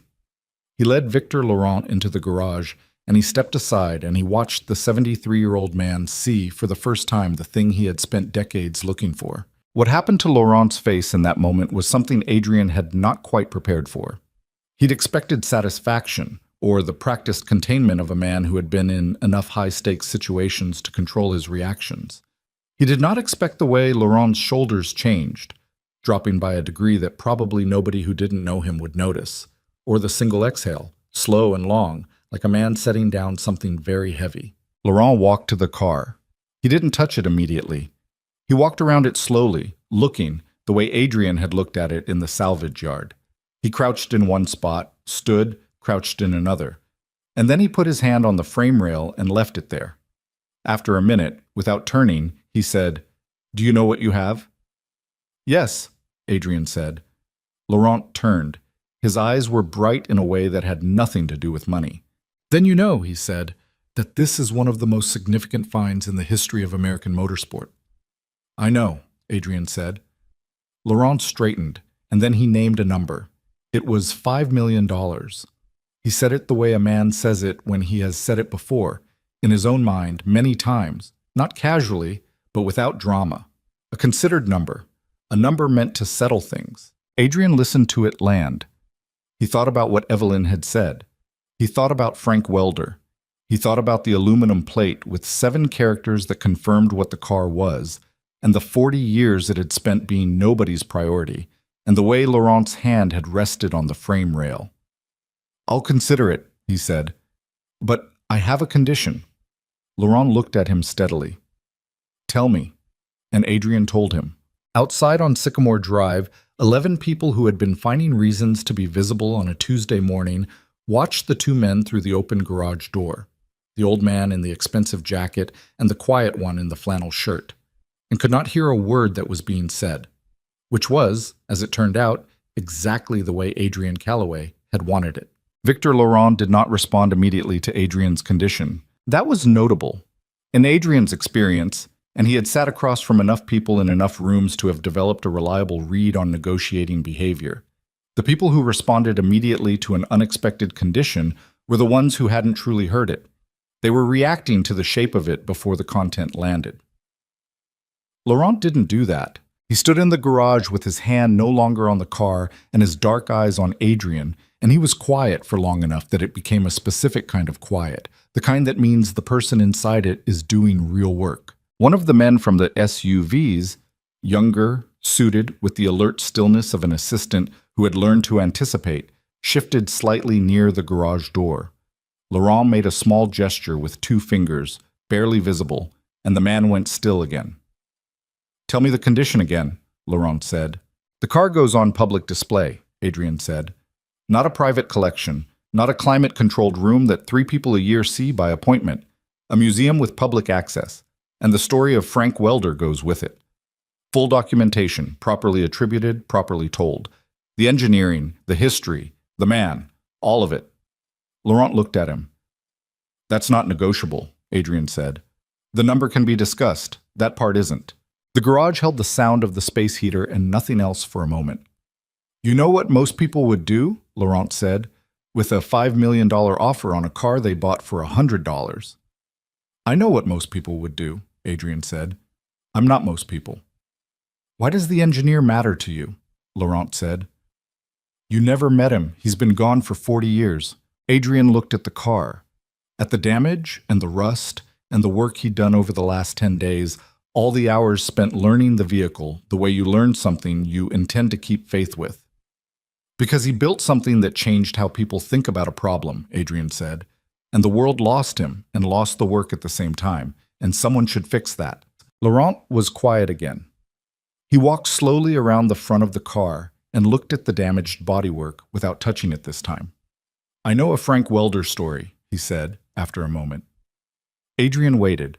"Not a complete one," Laurent said. "I've been looking for this car long enough to collect pieces." He stopped at the passenger side. Welder was not from a racing family. He was a structural engineer by training, buildings, bridges. He came to motorsport sideways through a friend who raced amateur events in the late 60s. He had no business being as good at it as he was. He ran a finger along the top of the fender, just barely touching it. The ideas he put into this car, the frame geometry, the suspension work, they weren't just clever. They were decades ahead. He had figured out things about load distribution under racing conditions that the major teams didn't understand until the 80s. Laurent looked up. "Some of his ideas appear in vehicles that won championships, Mr. Calloway. Nobody credited him. Nobody could, because nobody knew he'd had them first. The documentation was believed destroyed. Until now," Adrian said. "Until you photographed 14 pages of a build log and a chassis plate that nobody else had found in 40 years. Laurent looked at him with something that wasn't quite admiration but was in the neighborhood of it. "Where did you find the plate?" "Under the dashboard bracket." Laurent exhaled. I looked at photographs of 7 vehicles over 40 years that people claimed might be the prototype. None of them were. I never thought to look under the dashboard bracket. He shook his head once. Because it's a ridiculous place to put a certification plate. It's the last place anyone would look, Adrian said, which was probably the point. Welder didn't trust people, Laurent said. There are things in the documentation, when I finally tracked down what records still existed, that suggest he knew the team was in financial trouble, that the car might be sold or lost or misrepresented. He left himself a way to authenticate it that only someone who knew the whole build would find. Adrian stood with this for a moment. The image of Frank Welder, a structural engineer who came to racing sideways, who built something 40 years ahead of its time, who hid his authentication mark in the last place anyone would look because he didn't trust the world to take care of his work, sat in the garage alongside the car itself. I'll meet your condition, Laurent said. Adrian looked at him. The Caldwell Rice prototype goes to the Southwest Automotive History Museum in Santa Fe, Laurent said. Full public access. I've been in discussions with them for 2 years about a Caldwell Rice exhibit. They have archive material, some original photographs. The car would be the centerpiece. He paused. Welder's story goes with it. I'll fund the research to complete the documentation. Whatever can be found, we find. And his name is on the exhibit, Adrian said. Not in small print. His name is on the exhibit. His name is on the exhibit, Laurent said. Adrian nodded. The number, Laurent said. 5 million. Accepted, Adrian said, and he said it without hesitation, which Laurent seemed to register. You didn't try to negotiate it up, Laurent said. The money wasn't the hard part, Adrian said. Laurent looked at him steadily. No, he said. I can see that. They shook hands. Laurent's grip was firm in the way of a man who had been shaking hands on significant agreements for 50 years. Adrian's was the same. How long do you need to prepare the paperwork? Adrian asked. My team can have documents by Thursday, Laurent said. Standard provenance transfer, authentication clauses, the public display covenant. You should have your legal team review the covenant specifically. I'll make sure it has teeth, but you should verify that for yourself. I will, Adrian said. Laurent took one more look at the car, a long one, the kind that carries a lot of time inside it. I would like to ask you something personal, Laurent said. Adrian waited. How did you see it? Laurent asked. In the salvage yard, under all of that. He gestured at the car's damage. What made you stop? Adrian thought about the moment, crouching in the dirt at Bertram's salvage yard, his hand running along the frame rail, Mason somewhere behind him cataloging everything by color and assigning it a points value. The geometry was wrong, he said. Not wrong, different. The pickup points were in positions I hadn't seen before. It didn't match any production vehicle I knew. He paused. And somebody had built this thing very carefully. Under all the damage, you could still feel the care in it. I don't know how else to describe it. Laurent nodded slowly. Frank Welder, he said, put 18 months into that car. By hand, mostly alone from what I've been able to piece together. The team gave him the space and the materials and largely left him to it, which was either their smartest or their most negligent decision depending on how you look at it. Probably both, Adrian said, but probably both, Laurent agreed. He left with his team at 12:30. The black SUVs pulled away from Sycamore Drive in the coordinated way they'd arrived, and the street went back to its ordinary appearance, and the 11 neighbors who had been finding reasons to be visible on a Tuesday morning dispersed with the frustrated expressions of people who had witnessed something significant without being able to determine what it was. Adrian stood in the driveway and watched the SUVs go and felt something he hadn't expected to feel, which was a kind of grief, not regret. He didn't regret the decision. The condition was right. He'd known it before Laurent arrived. But there was something in the fact of the handshake, the formality of it, the finality, that made the car suddenly, concretely, no longer his. Not yet, technically, but the direction was set. The trajectory was fixed. He went inside and made himself a sandwich he didn't taste and sat at the kitchen table for a while with the television off, which was his rule on weekend mornings and which he'd extended on some days to Tuesday afternoons when he needed to think. Mason was at school. The house was quiet in the midday way that houses are quiet, not peaceful exactly, but empty of the specific sounds that make a place feel occupied. Adrian sat with the quiet and the sandwich and the fact of what he'd just done. $5 million was not, to him, a life-changing number. He knew this, and he was uncomfortable with knowing it, in the way he was always uncomfortable with the discrepancy between his circumstances and the way most people lived. Evelyn worked doubles at a diner. Bertram ran a salvage yard at 71. His company's Denver operations team was made up of people who worried about quarterly reviews. He'd been thinking about that discomfort for 2 years. He'd been thinking specifically about what Rachel would have done with it. Rachel had not been comfortable with money in the abstract. She'd been practical about it. She hadn't romanticized poverty or pretended wealth was morally straightforward, but she had also never stopped believing that the point of having resources was to do something with them, not something impressive, something honest. He'd been sitting on his own discomfort for 2 years and doing nothing about it, which was, he recognized, a failure of the kind Rachel would have been specific about. He finished the sandwich. He washed the plate. He called his legal team and gave them the parameters for reviewing Laurent's covenant documents. Then he went to the garage and stood in front of the car for a long time. "Okay," he said, to no one, or possibly to Frank Welder, who wasn't there. "I'm going to do something with it." He went inside and opened his laptop. Evelyn found out about the handshake from Mason. This was not the order in which Adrian had intended information to travel, but Mason arrived home from school at 3:15 with the after-school care teacher, as he always did on Tuesdays, and the first thing he said, dropping his backpack by the door with his characteristic disregard for its contents, was, "Tommy Nguyen's mom says there were fancy cars outside our house today. Did you sell the car to the fancy car people?" Adrian was on a call with his Denver operations team, which had been ongoing for 45 minutes and had not yet resolved the data center situation. He held up one finger in Mason's direction, which Mason interpreted correctly as, "Wait, I'm working," and Mason got himself a juice box from the refrigerator with the practiced independence of a child who has learned not to require assistance for juice acquisition. When the call ended at 4, Mason was on the kitchen floor drawing, and Adrian sat down across from him. "How did Tommy Nguyen's mom know about the cars?" Adrian asked. "She was walking past," Mason said, without looking up from his drawing. "She said they were Mercedes." "Are Mercedes fancy?" "They're expensive." "Same thing?" "Mostly," Adrian said. "Yes, I had a meeting today. About the car." Mason looked up. "Did you sell it?" "We shook hands," Adrian said. "The paperwork isn't done yet." Mason processed this. His face moved through something complicated and then settled. "Is that okay?" he said. "That you sold it?"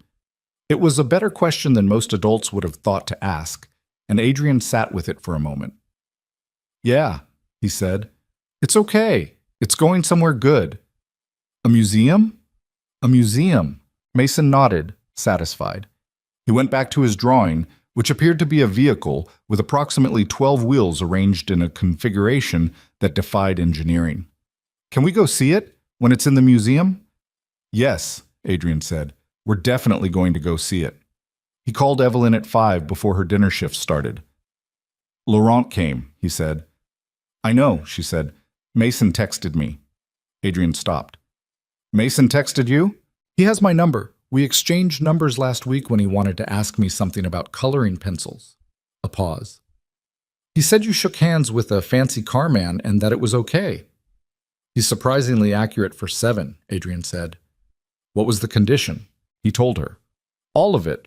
Laurent's agreement, the Southwest Automotive History Museum, the welder exhibit, the public access covenant. He told her about the conversation before the handshake, what Laurent had said about Welder being a structural engineer who came to racing sideways, about the ideas that showed up in championship-winning vehicles decades later with no attribution. She was quiet for a moment when he finished. "How do you feel?" she asked. "Strange," he said honestly, "like something ended and something else is about to start and I'm standing between them." "That's usually accurate," she said, "about those kinds of moments." He told her the number. She went quiet in a different way.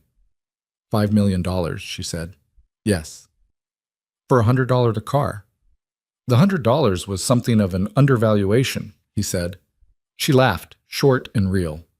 Then, "What are you going to do with it?" He told her about that, too, The thing he'd been thinking about since the sandwich in the quiet kitchen. The thing Rachel would have said he'd been sitting on for too long. I want to set something up, he said. A fund. For families in situations like... He stopped, found the words. I was lucky. I could disappear from the world when I needed to, and my son didn't suffer for it financially, and I know how unusual that is. I know what it looks like when people don't have that. My operations team, some of them have kids and they're working on margins I couldn't live on for a week. He paused. My wife's name was Rachel. I want it to be called the Rachel Calloway Foundation. Scholarship fund, emergency support, that kind of thing. Local first, but expandable. The line was quiet for long enough that he said, Evelyn? I'm here, she said. I just... She stopped. That's a good thing, Adrian.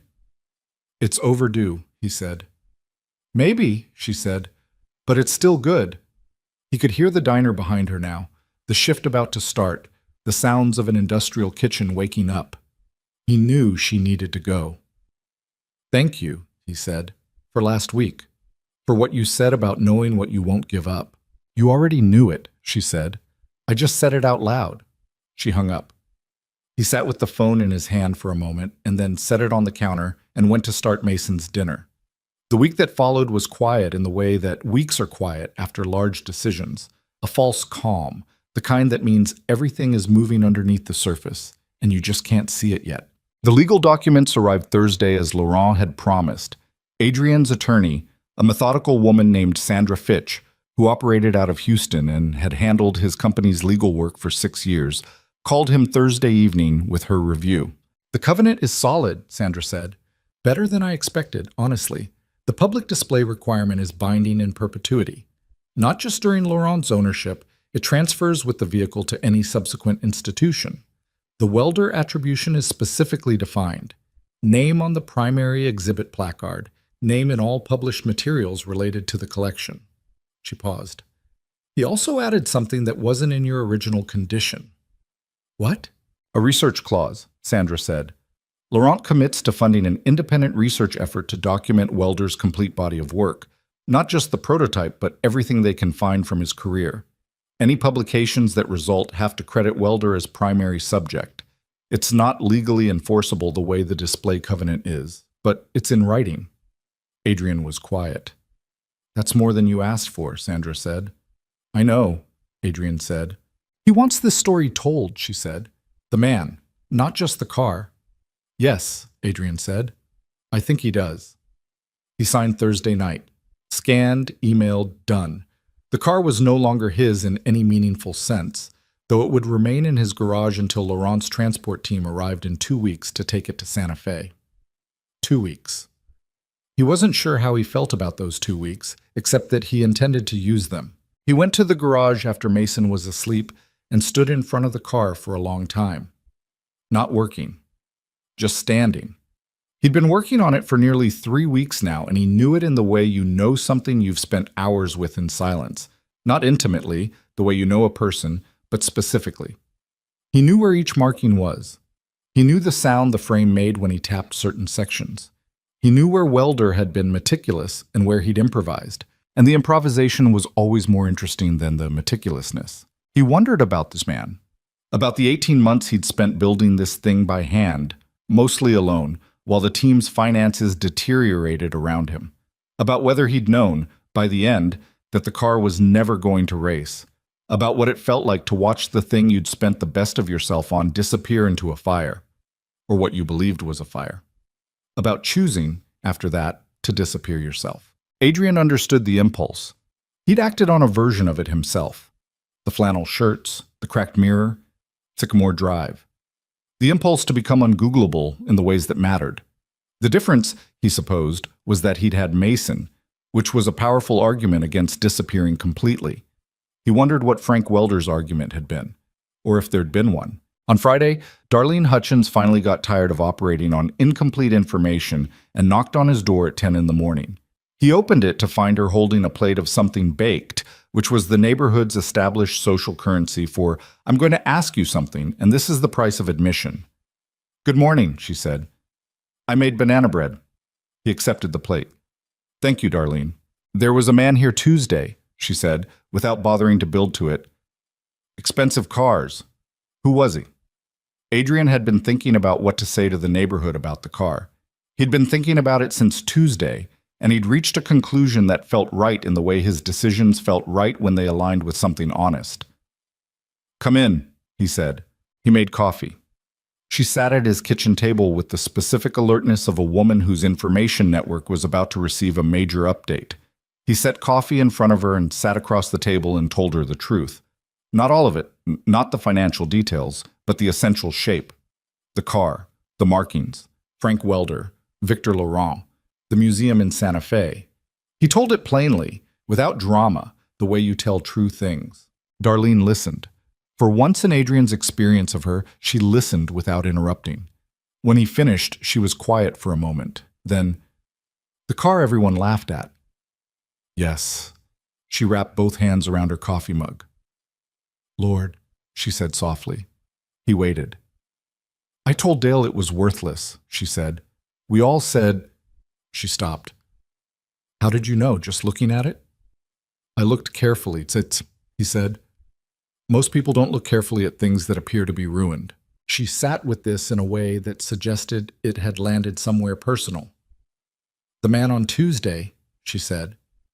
He was the buyer? Yes, Victor Laurent. He's been looking for that car for 40 years. And you found it at a salvage yard for $100. Bertram's on Route 90, he said. She laughed, a surprised sound, quick and real. Then she sobered. You're a quiet person, she said. I didn't know, none of us knew. She gestured vaguely, which seemed to encompass everything about him she hadn't known. I prefer it that way, he said. She nodded, accepting this in a way that suggested she was recalibrating something fundamental about how she'd understood the neighborhood. Well, she said. She drank her coffee. The banana bread is good, for what it's worth. It is, he said, which was true. She left 20 minutes later. By noon, Sycamore Drive knew the story in its broad outlines, which was inevitable and which Adrian had made peace with. What he hadn't anticipated was the knock on the garage door Saturday afternoon from Roger Pressman.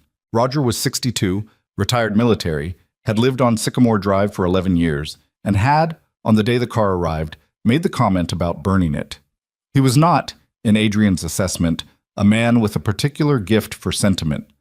He stood at the garage door in a Saturday fishing vest, which he wore regardless of whether he was going fishing, and looked at the car with his hands in his pockets. Can I see it? He said. Adrian let him in.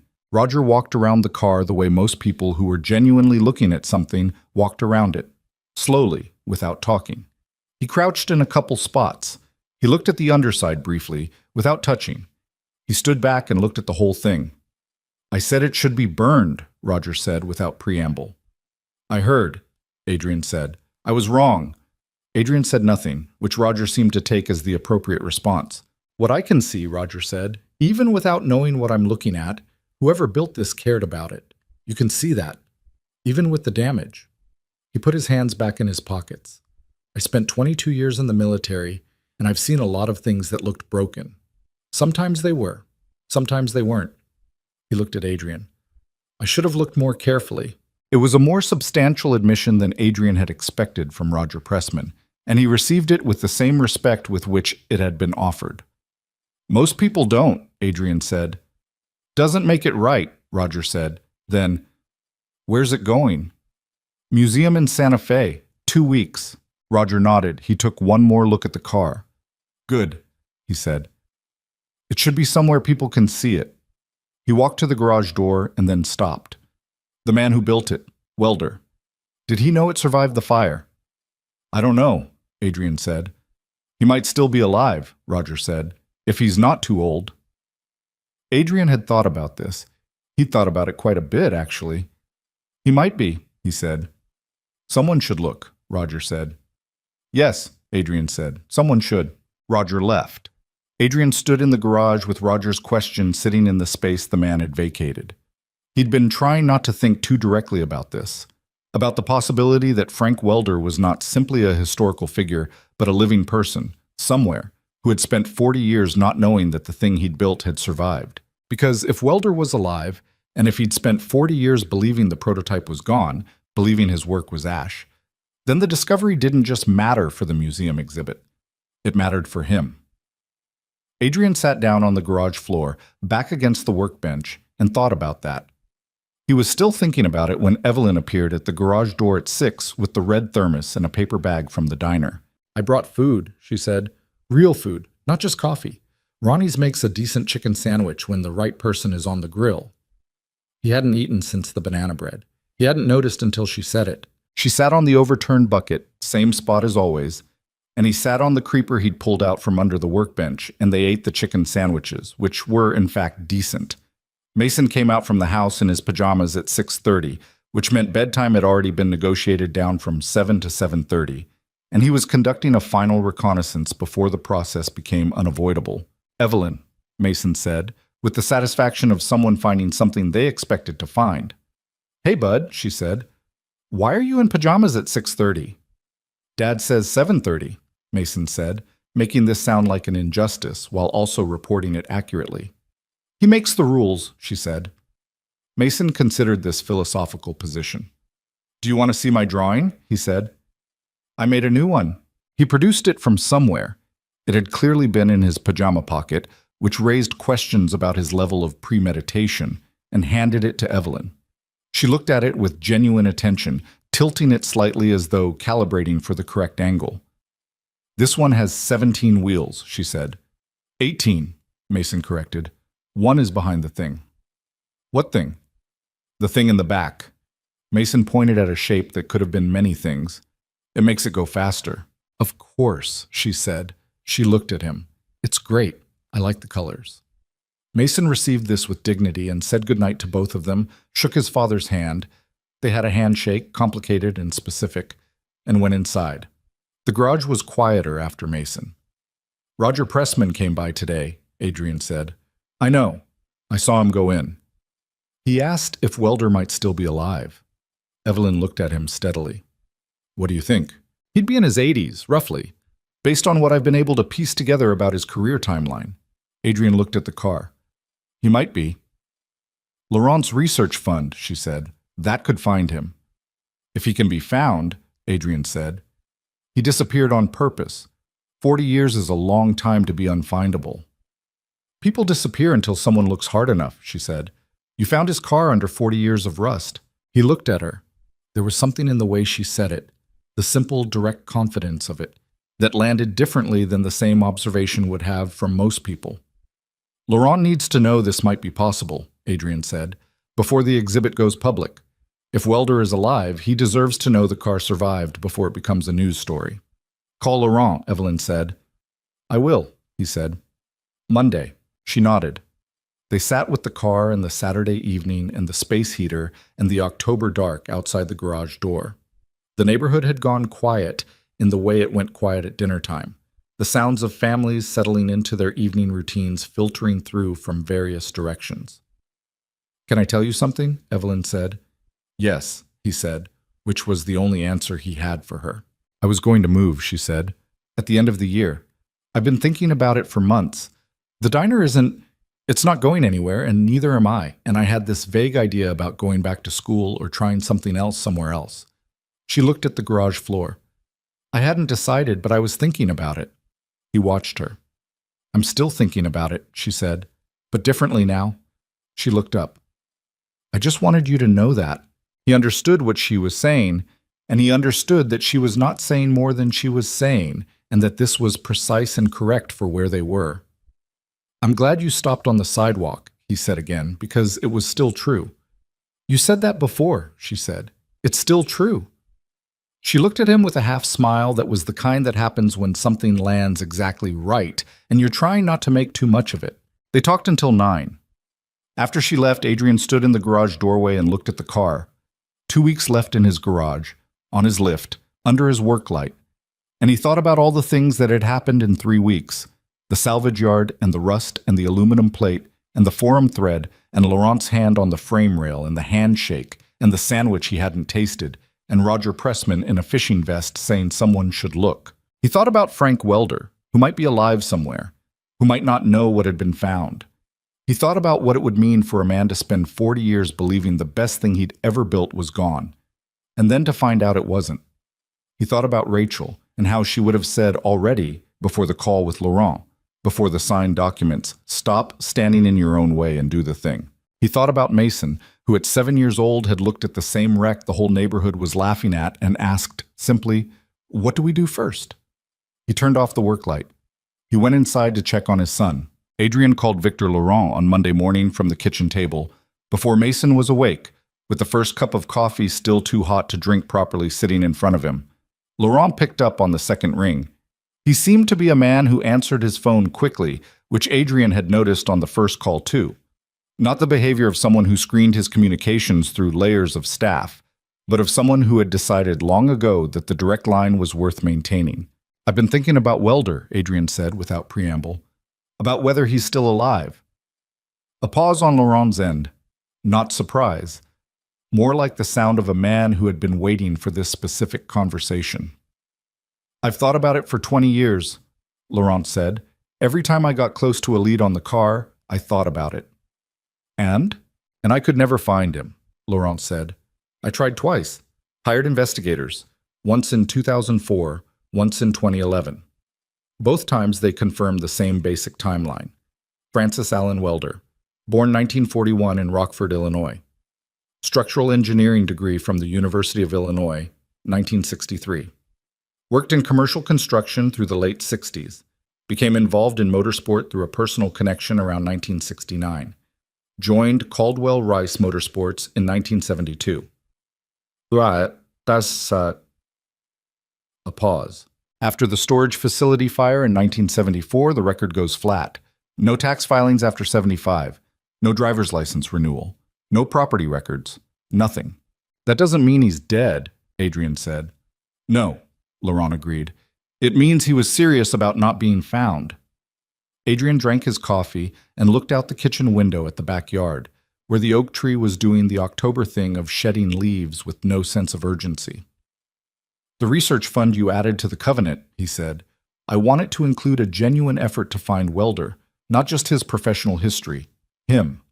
The person." "That was already my intention," Laurent said. "I want to be involved," Adrian said. "Not as a funder, as someone who's actually looking."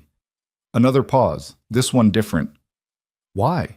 Adrian thought about how to answer this honestly. "Because I spent 3 weeks with something he built," he said. "I know the car. I know how he thought. If there's a way to find him, it's through the work, following the engineering ideas forward into what came after, finding the people who might have known him." He paused. "Investigators look for records. I'd look differently." Laurent was quiet for a moment. "You have other things to do," he said. "A company. A son."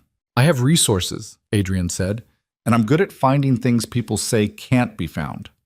He could hear Laurent considering this through the phone, not the sound of deliberation exactly, but the specific quality of silence that meant a man was deciding whether to say yes to something that had risk in it. "I'll send you everything I have from the 2004 and 2011 searches," Laurent said. "The investigators' files. Whatever documentation I've collected over the years about Welder's career." A pause. "If you find something, I need to know before it goes anywhere else. Before the press, before the museum announcement. If this man is alive, he deserves to hear it from a human being in a room, not from a news article." "Agreed," Adrian said. "And Adrian," Laurent stopped. "What?" "He's 82 years old if he's alive. And he spent 40 years believing his work was destroyed. Whatever you find..." He didn't finish the sentence. "I know," Adrian said. "I'll be careful." He hung up. Mason appeared in the kitchen doorway 40 seconds later in the pajamas he'd apparently never taken off, with his hair in the specific configuration of someone who had slept with tremendous commitment. "Who are you talking to?" Mason said. "The fancy car man." Mason opened the refrigerator and examined its contents with the critical eye of someone who has options. "About the car?" "About the man who built it." Mason selected a yogurt and located a spoon with the efficiency of long practice. "Is the man nice?" "I don't know yet," Adrian said. "I haven't found him." Mason sat down across from him and opened the yogurt. "Like a mystery?" "Exactly like a mystery," Adrian said. Mason stirred the yogurt thoughtfully. I'm good at mysteries, he said. At school, I found Tommy Nguyen's eraser that he thought was gone, and it was in the coat room behind the bucket. That's impressive detective work, Adrian said. I looked where nobody else looked, Mason said, as though this were the obvious method. Adrian looked at his son for a moment. Yeah, he said. That's the whole thing, actually. The Laurent files arrived Tuesday morning. A large compressed folder of scanned documents, investigator reports, photocopied records, and a separate PDF that was clearly Laurent's own notes, compiled over years, about the Caldwell-Rice prototype and everything connected to it. The PDF was 63 pages long and written in the cramped associative style of someone who had been adding to a document for decades without stopping to edit the earlier sections. Adrian read it all before noon. Laurent's investigators had approached the search the way investigators approached most searches, backwards from the present, looking for official records, digital footprints, institutional connections. Social Security, IRS, DMV, property records. The 2004 search had confirmed the last known address as a rooming house in Gary, Indiana, circa 1975. The 2011 search had pushed that slightly further, a possible sighting at a construction site in rural Tennessee in 1979, reported by someone who claimed to have recognized Welder from a motorsport magazine photograph, and described him as a thin man who knew a lot about stress loads.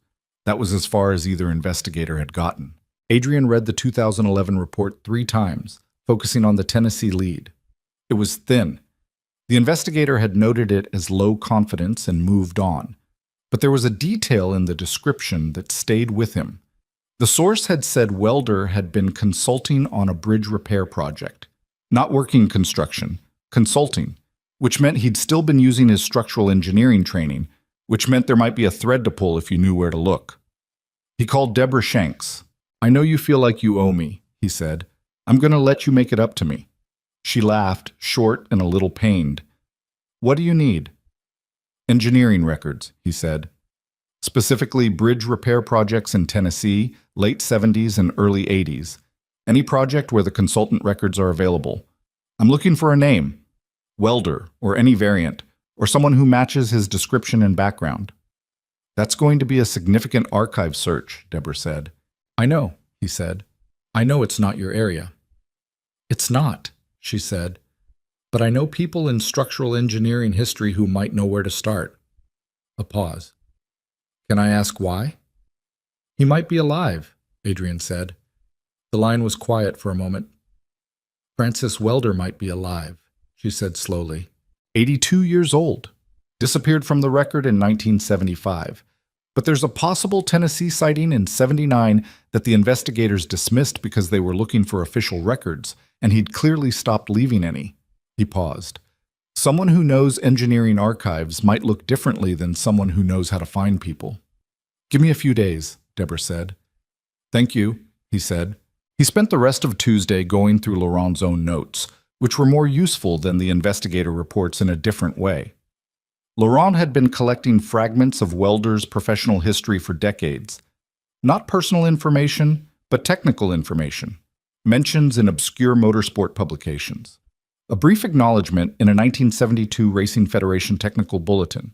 A single photograph, scanned and included in the PDF, showing the Caldwell-Rice garage in 1973 with 4 men visible, one of whom Laurent had labeled possibly FW in a note that suggested this was his best guess rather than confirmed identification. Adrian looked at the photograph for a long time. It was low quality, the way photographs from that era were when they'd been scanned from deteriorating originals. The man Laurent had labeled possibly FW was standing slightly apart from the other 3, looking at something off-camera. He was lean, not tall, with the posture of someone who spent a lot of time looking at things closely. He was wearing a work shirt with the sleeves rolled to the elbow, and there was something in his hands, a piece of paper or a thin book, impossible to tell. He looked like someone who was in the middle of thinking about something else. Adrian understood this quality. He forwarded the photograph to Deborah with a note. This might be him. 1973. Evelyn came that evening not with the thermos, but with a box of leftover pie from the diner, which she explained was the end-of-day surplus that Ronnie's would otherwise throw out, which was Ronnie's single greatest moral failing in her opinion. It was apple pie, slightly overbaked on the edges in a way that didn't affect the taste. They ate it in the kitchen because it was too cold for the garage without the space heater going, and Mason, who had already had dinner, negotiated a slice with the focused diplomacy of a child who has learned that I already ate dinner is not actually a disqualifying condition. Adrian told Evelyn about the Tennessee lead. She listened with her fork held loosely in one hand, leaning slightly forward in the way she did when she was tracking something carefully. "A bridge consultant," she said. "It's thin," he said. The investigator dismissed it. "But it fits," she said. "He was a structural engineer first.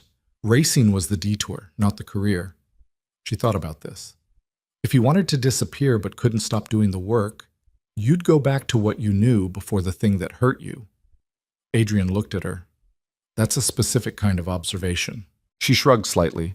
"People go back to their foundations when they're in pain," she said. "It's what they know before everything got complicated." She ate a bite of pie. "Is Deborah looking?" "She's finding people who know Tennessee engineering archives," he said. "It's slow." "What else can you do while she looks?" "I've been thinking about the Chicago angle," he said. "The fire at the Caldwell Rice storage facility. The fire is the thing everyone accepted. The reason nobody looked for the car too hard after 1974, but I haven't been able to find a fire report." Evelyn looked up. "No fire report." "I found a reference to the fire in 3 different places. A motorsport newsletter from late 74, Laurent's notes, and the Chicago Racing Federation archive that Deborah pulled the build log from. But none of them cite a specific date or location. Nobody references an actual fire department report." "Could it just be that the records are old and lost?" Evelyn said. "Maybe," Adrian said, "but a commercial storage facility fire in Chicago in 1974 should have a record. The Chicago Fire Department kept records. If the building existed and burned, there's a report somewhere." She was looking at him with an expression he'd come to recognize, the one she wore when she was 2 steps ahead of where he was going.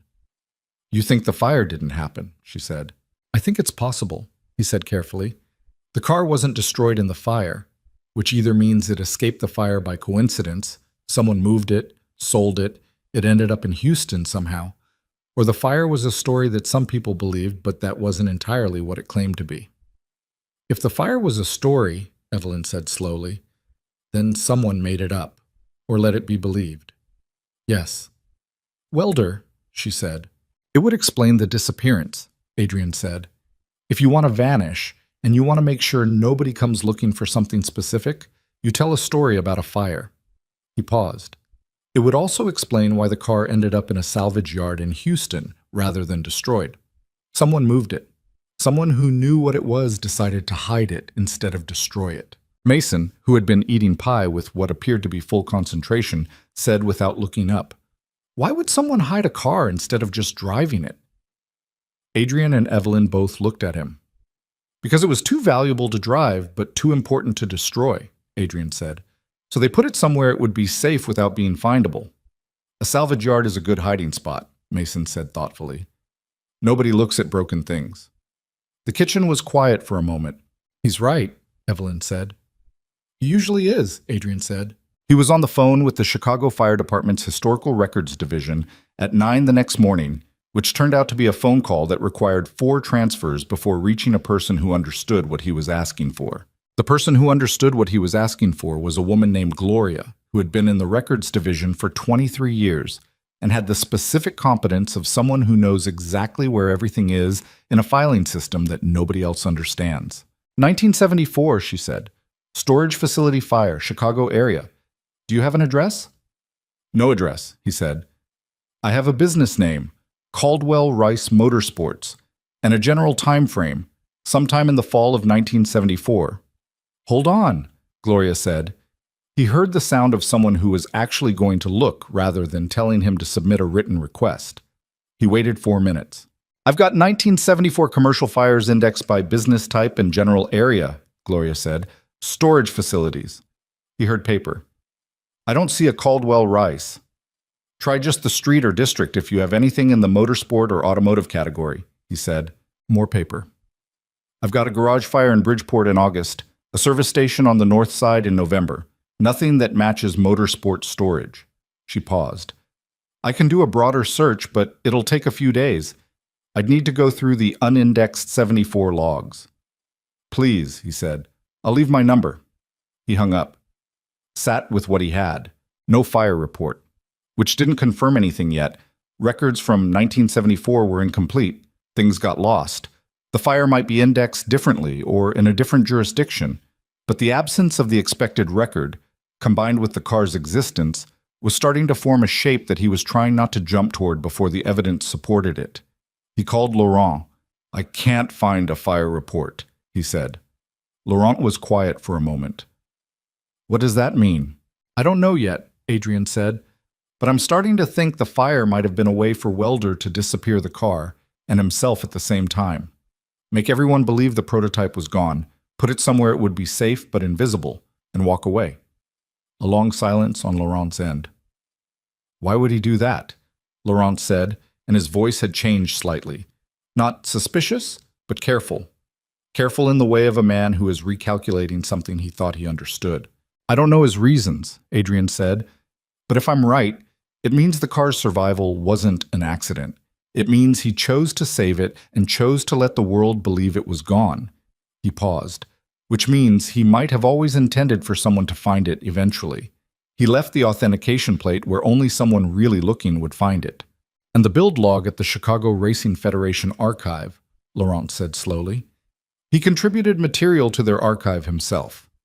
In 1973, before the fire, I always thought it was routine documentation. A pause. But if you're right, he was leaving a trail.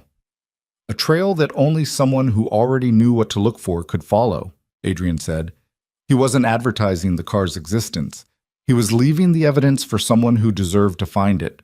The line was quiet for long enough that Adrian checked that the call was still connected.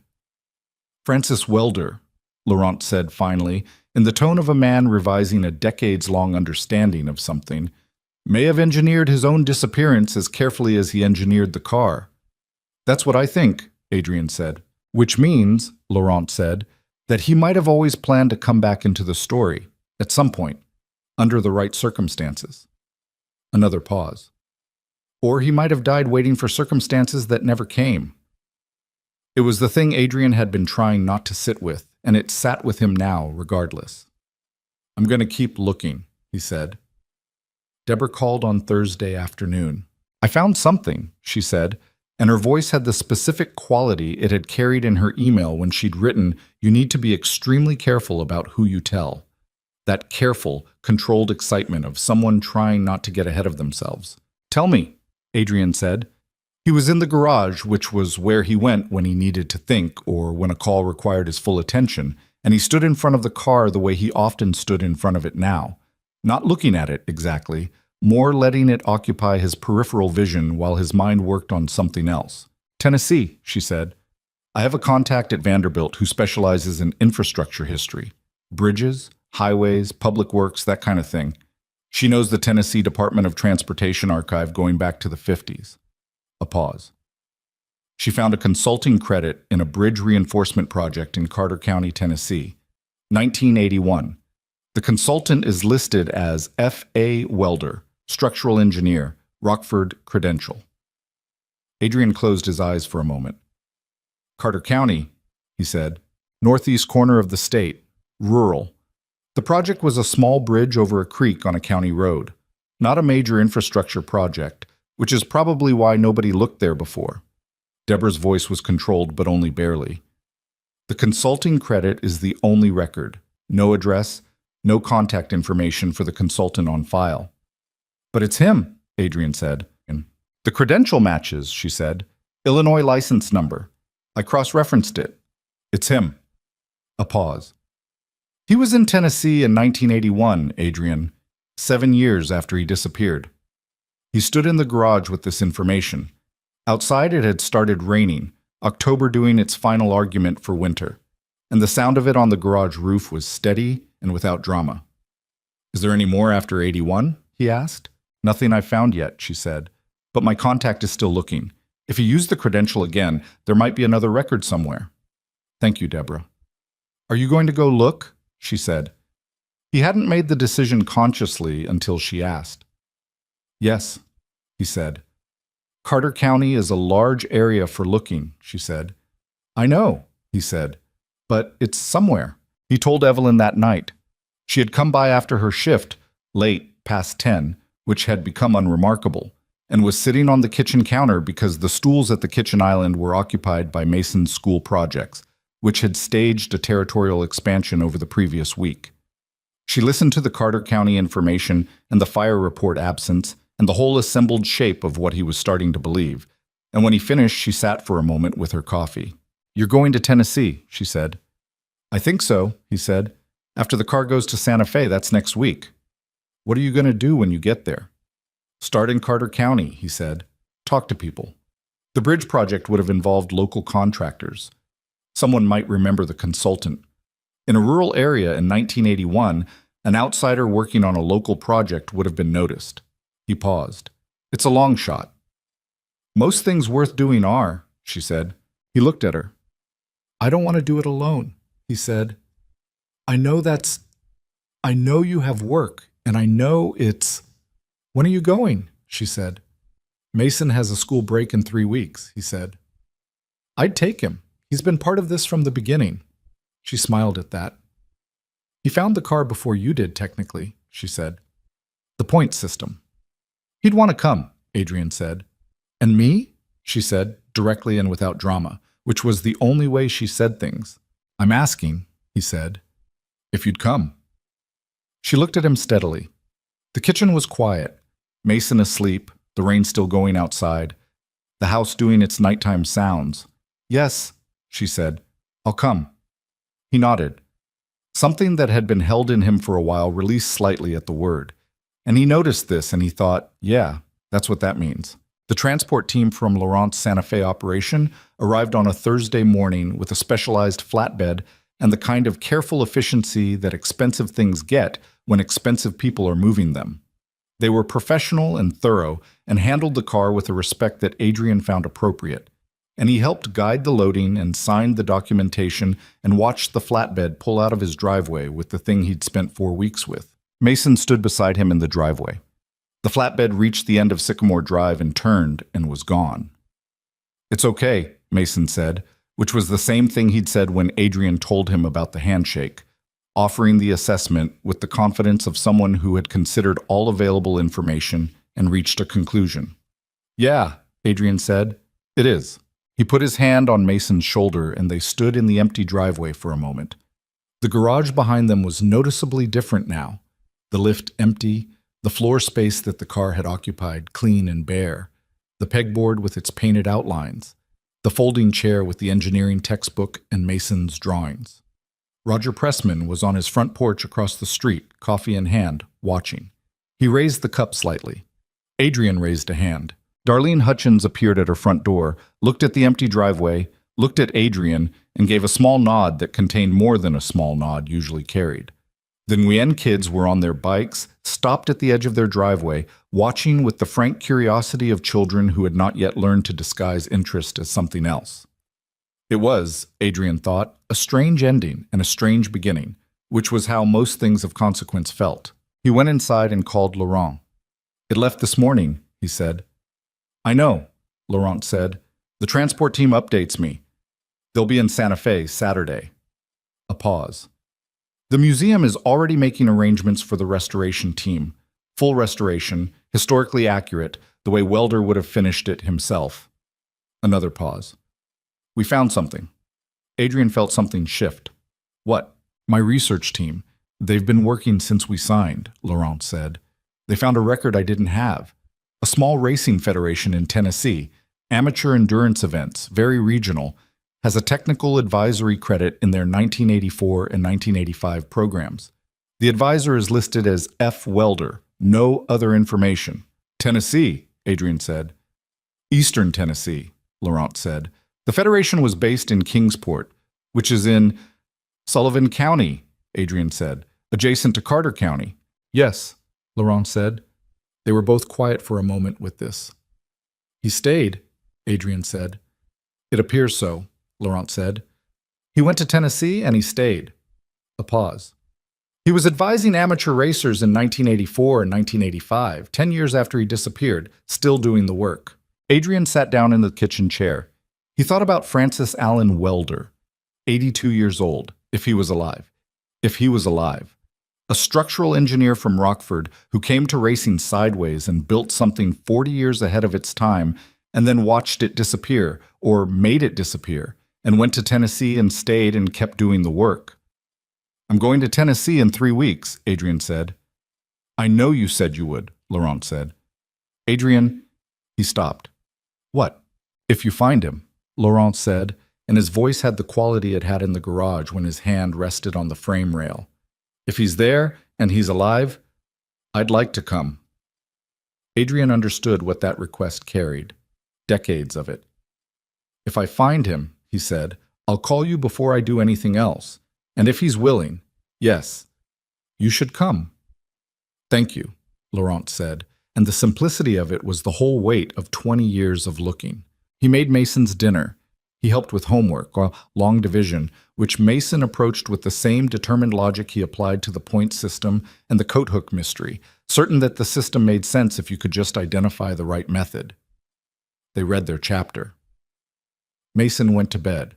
Adrian sat at the kitchen table with his laptop open and Carter County, Tennessee on the screen, a satellite image of a rural county in the northeastern corner of a state he'd never spent more than a few hours in, covered in hills and trees and small roads, and the kind of distance that was good for disappearing into. Frank Welder had been there, might still be there. Evelyn texted at 10:15. "Car's gone?" "Left this morning," he wrote back. "How are you?" He sat with the question for a moment, which was the correct thing to do with honest questions. "Okay," he typed. Then, after a moment, "Ready for what's next?" Her response came back quickly. 3 weeks. 3 weeks, he confirmed. He closed the laptop.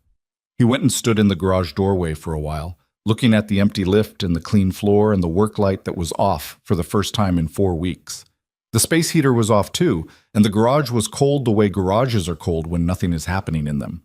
He turned the light on for a moment, just to see the space. Then he turned it off and went inside. The drive to Carter County took 11 hours. Adrian had planned for 9, but Mason required 2 unscheduled stops.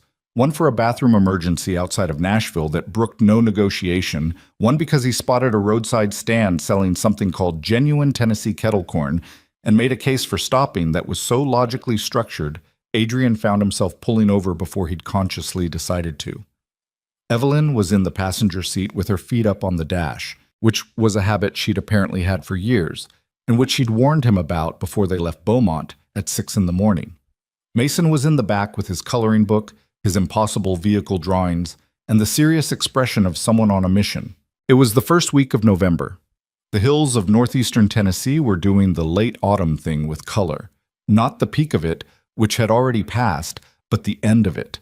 The burnished remainder of red and orange that hangs on the trees after most of the leaves have gone. The sky was the particular clear gray of a cold day that intended to stay cold. The roads narrowed as they went east, and the towns got smaller. And by the time they crossed into Carter County, the GPS was suggesting routes that followed creeks and wound through gaps and ridges with the casual attitude of a system that had never actually driven these roads. "It's pretty," Evelyn said, looking at the hills. "Very," Mason said from the back without looking up from his drawing. "You're not looking," Evelyn said. "I know it's pretty," Mason said. "I looked at the beginning." Adrian almost smiled. He had a plan, such as it was. The plan was thin by any professional standard: a county, a name, a time period, and a set of connections that might lead somewhere or might lead nowhere. He'd done more with less in business, but in business the stakes of failing were different. If he found nothing in Carter County, Francis Welder remained a historical figure, an engineer whose name would go on a museum plaque, whose story would be told in the past tense. That was still more than the world had given him, but it wasn't the same as finding the man himself. He had not let himself think too specifically about what finding the man himself would look like. He'd learned over the years that over-imagining an outcome was a reliable way to make the reality of it harder to receive, whatever form it took. They stopped in Elizabethton, the county seat, at a diner that was not Ronnie's, but had the same quality of unambiguous function, a place that served food to people who needed food, without philosophy.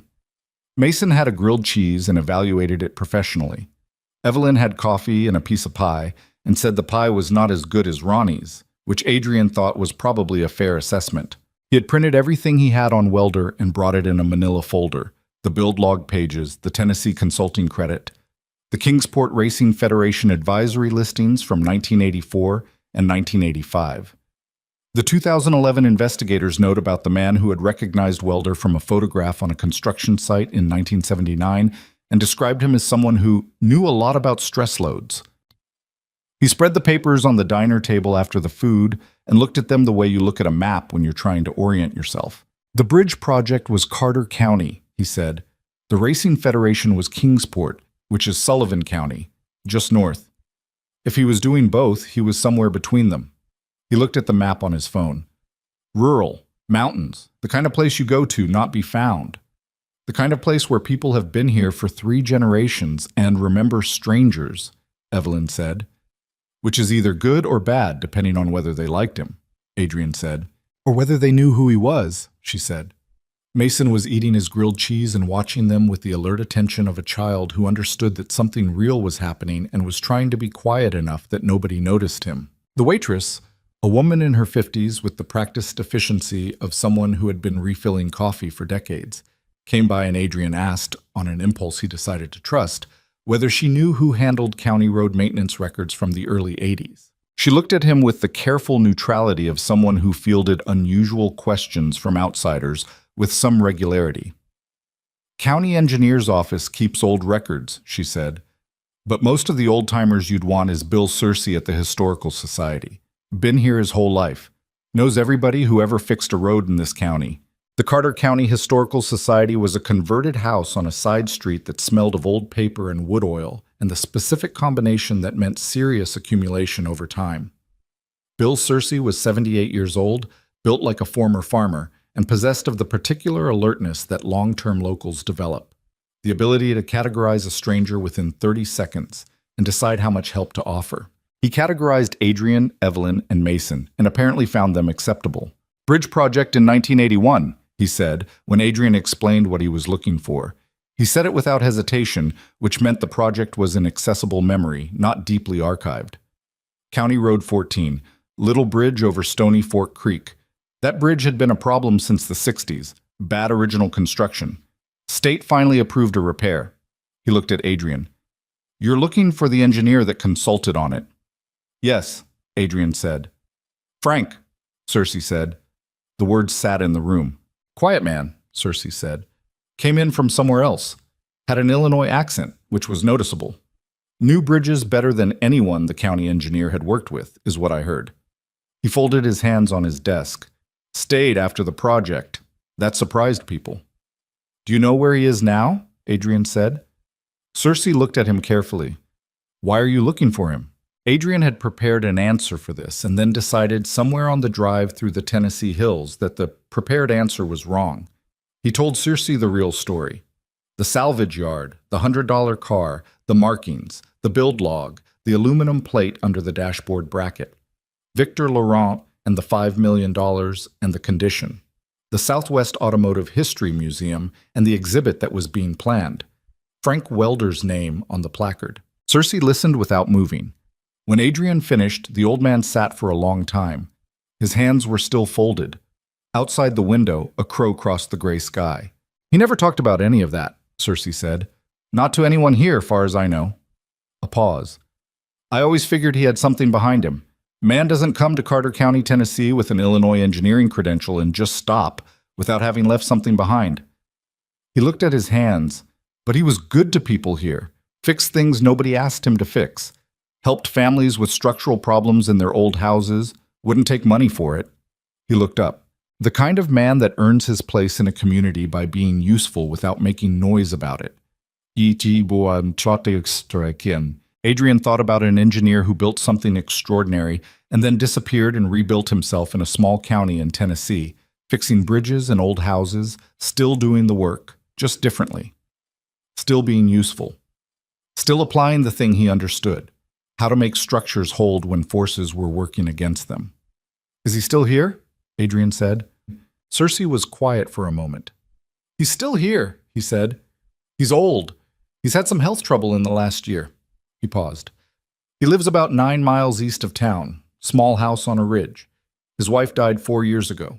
Local woman, Margaret. Been here since the 70s. He had a wife, he had a life, he had 40 years of a life that nobody outside of Carter County, Tennessee had known about.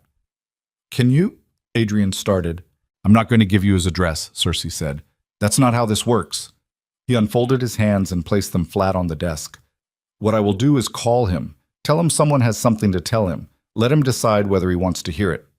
That's fair? Adrian said. It's more than fair, Cersei said. It's the only way I'm doing this. He made Adrian and Evelyn and Mason wait in the small front room while he made the call in his office with the door closed. Mason found a display of historical photographs of Carter County and examined each one with methodical interest. Evelyn stood by the window.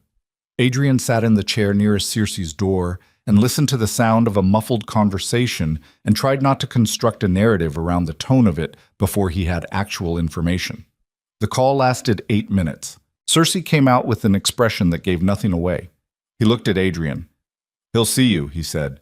Tomorrow morning, 9 o'clock. He wrote an address on a notepad and tore off the sheet. Don't be late. He's old, but he's exact. They drove 9 miles east the next morning on a road that wound up a ridge through second-growth forest, bare-limbed now and letting the gray sky through in pieces. The house at the end of the drive was small. A story and a half, white-clapboard, old but maintained with the care of someone who understood structural integrity personally. A woodpile under a shed roof. A small workshop visible through bare trees to the side. A truck in the driveway that was at least 20 years old and clean. Adrian sat in the car for a moment after he turned off the engine. Mason, from the back seat. Is he in there? Probably, Adrian said. Are you nervous? Mason asked. A little, Adrian said, which was the honest answer. You don't have to be, Mason said, with the confident simplicity of a 7-year-old who had not yet accumulated enough experience to know when nervousness was appropriate. You're bringing him good news.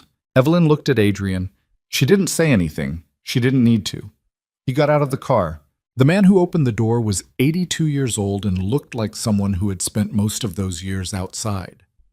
He was thin. The specific thinness of old age that is different from the thinness of youth. And he stood straight in the doorway in a flannel shirt that was not so different from Adrian's own, which was either coincidence or something more. His hair was white and cut short. His hands, resting on the doorframe, were the hands of someone who had been using them for precision work for 60 years. His eyes were sharp in a way that 82 years had not touched. He looked at Adrian, then at Evelyn, beside him, then at Mason, who was holding his father's hand with both of his, in the serious way he reserved for situations he'd assessed as requiring gravity. Mr. Calloway, the man said. Mr. Welder, Adrian said. Frank Welder looked at him for a moment. Bill told me what you found, he said. Come in. The inside of the house was the inside of a man who had lived carefully and practically for a long time. Bookshelves, a wood stove doing its work in the corner, a drafting table against one wall with something on it. Adrian looked and saw bridge cross-sections, hand-drawn, and felt something move in him that he couldn't have named. Still working, still doing the work, at 82. There were photographs on the mantelpiece above the wood stove. A woman, Margaret, presumably, in several of them, at various ages. A house being built. A bridge, small and rural, that might have been the Stony Fork Creek project. And one photograph, partially hidden behind a larger frame, that Adrian's eye caught and stayed on. It was the Caldwell Rice garage, 1973. The same photograph Laurent had scanned for his files, but the original, clear, full quality. 4 men, the one standing slightly apart, looking at something off camera, with a piece of paper in his hands. Not possibly FW, Frank Welder. Standing in the garage where he'd built the car, 40 years and a whole life ago. Welder saw him looking. Sit down, the old man said. I'll make coffee. He made coffee the way people make coffee when they've been doing it alone for a while, efficiently and without asking preferences. He set 4 cups on the table. He looked at Mason and produced from somewhere a plate of cookies that were clearly store-bought, which Mason received with the diplomacy of someone who understood that the gesture mattered more than the cookie. They sat at the kitchen table. Welder sat across from Adrian and looked at him with those sharp eyes and said, "Tell me," Adrian told him. He told it from the beginning. Bertram's salvage yard, the geometry that was wrong in the right way, the frame markings, the build log in Chicago, the aluminum plate under the dashboard bracket. He told it carefully and in order, and he did not rush it, because this was the story of this man's life's best work, and it deserved to be told at the right pace. Welder sat and listened and did not move and did not speak. When Adrian reached the part about the authentication plate, the 7 characters that confirmed the identity, Welder closed his eyes. It was brief, but Adrian saw it. He told the rest. Laurent, the condition, the Southwest Automotive History Museum, the Public Display Covenant, the Research Fund, the exhibit being built around the car and around Frank Welder and around what the work had meant. When he finished, the kitchen was quiet except for the wood stove. Welder opened his eyes. He looked at his coffee cup for a moment. "I put the plate there," he said, "under the bracket. I did it the last night I worked on the car. I thought—" He stopped. He looked at his hands. "I thought if the car survived whatever was coming, and I didn't know what was coming, I just knew something was coming. I thought someone should be able to prove what it was, where it came from." He paused. "I didn't know if anyone ever would."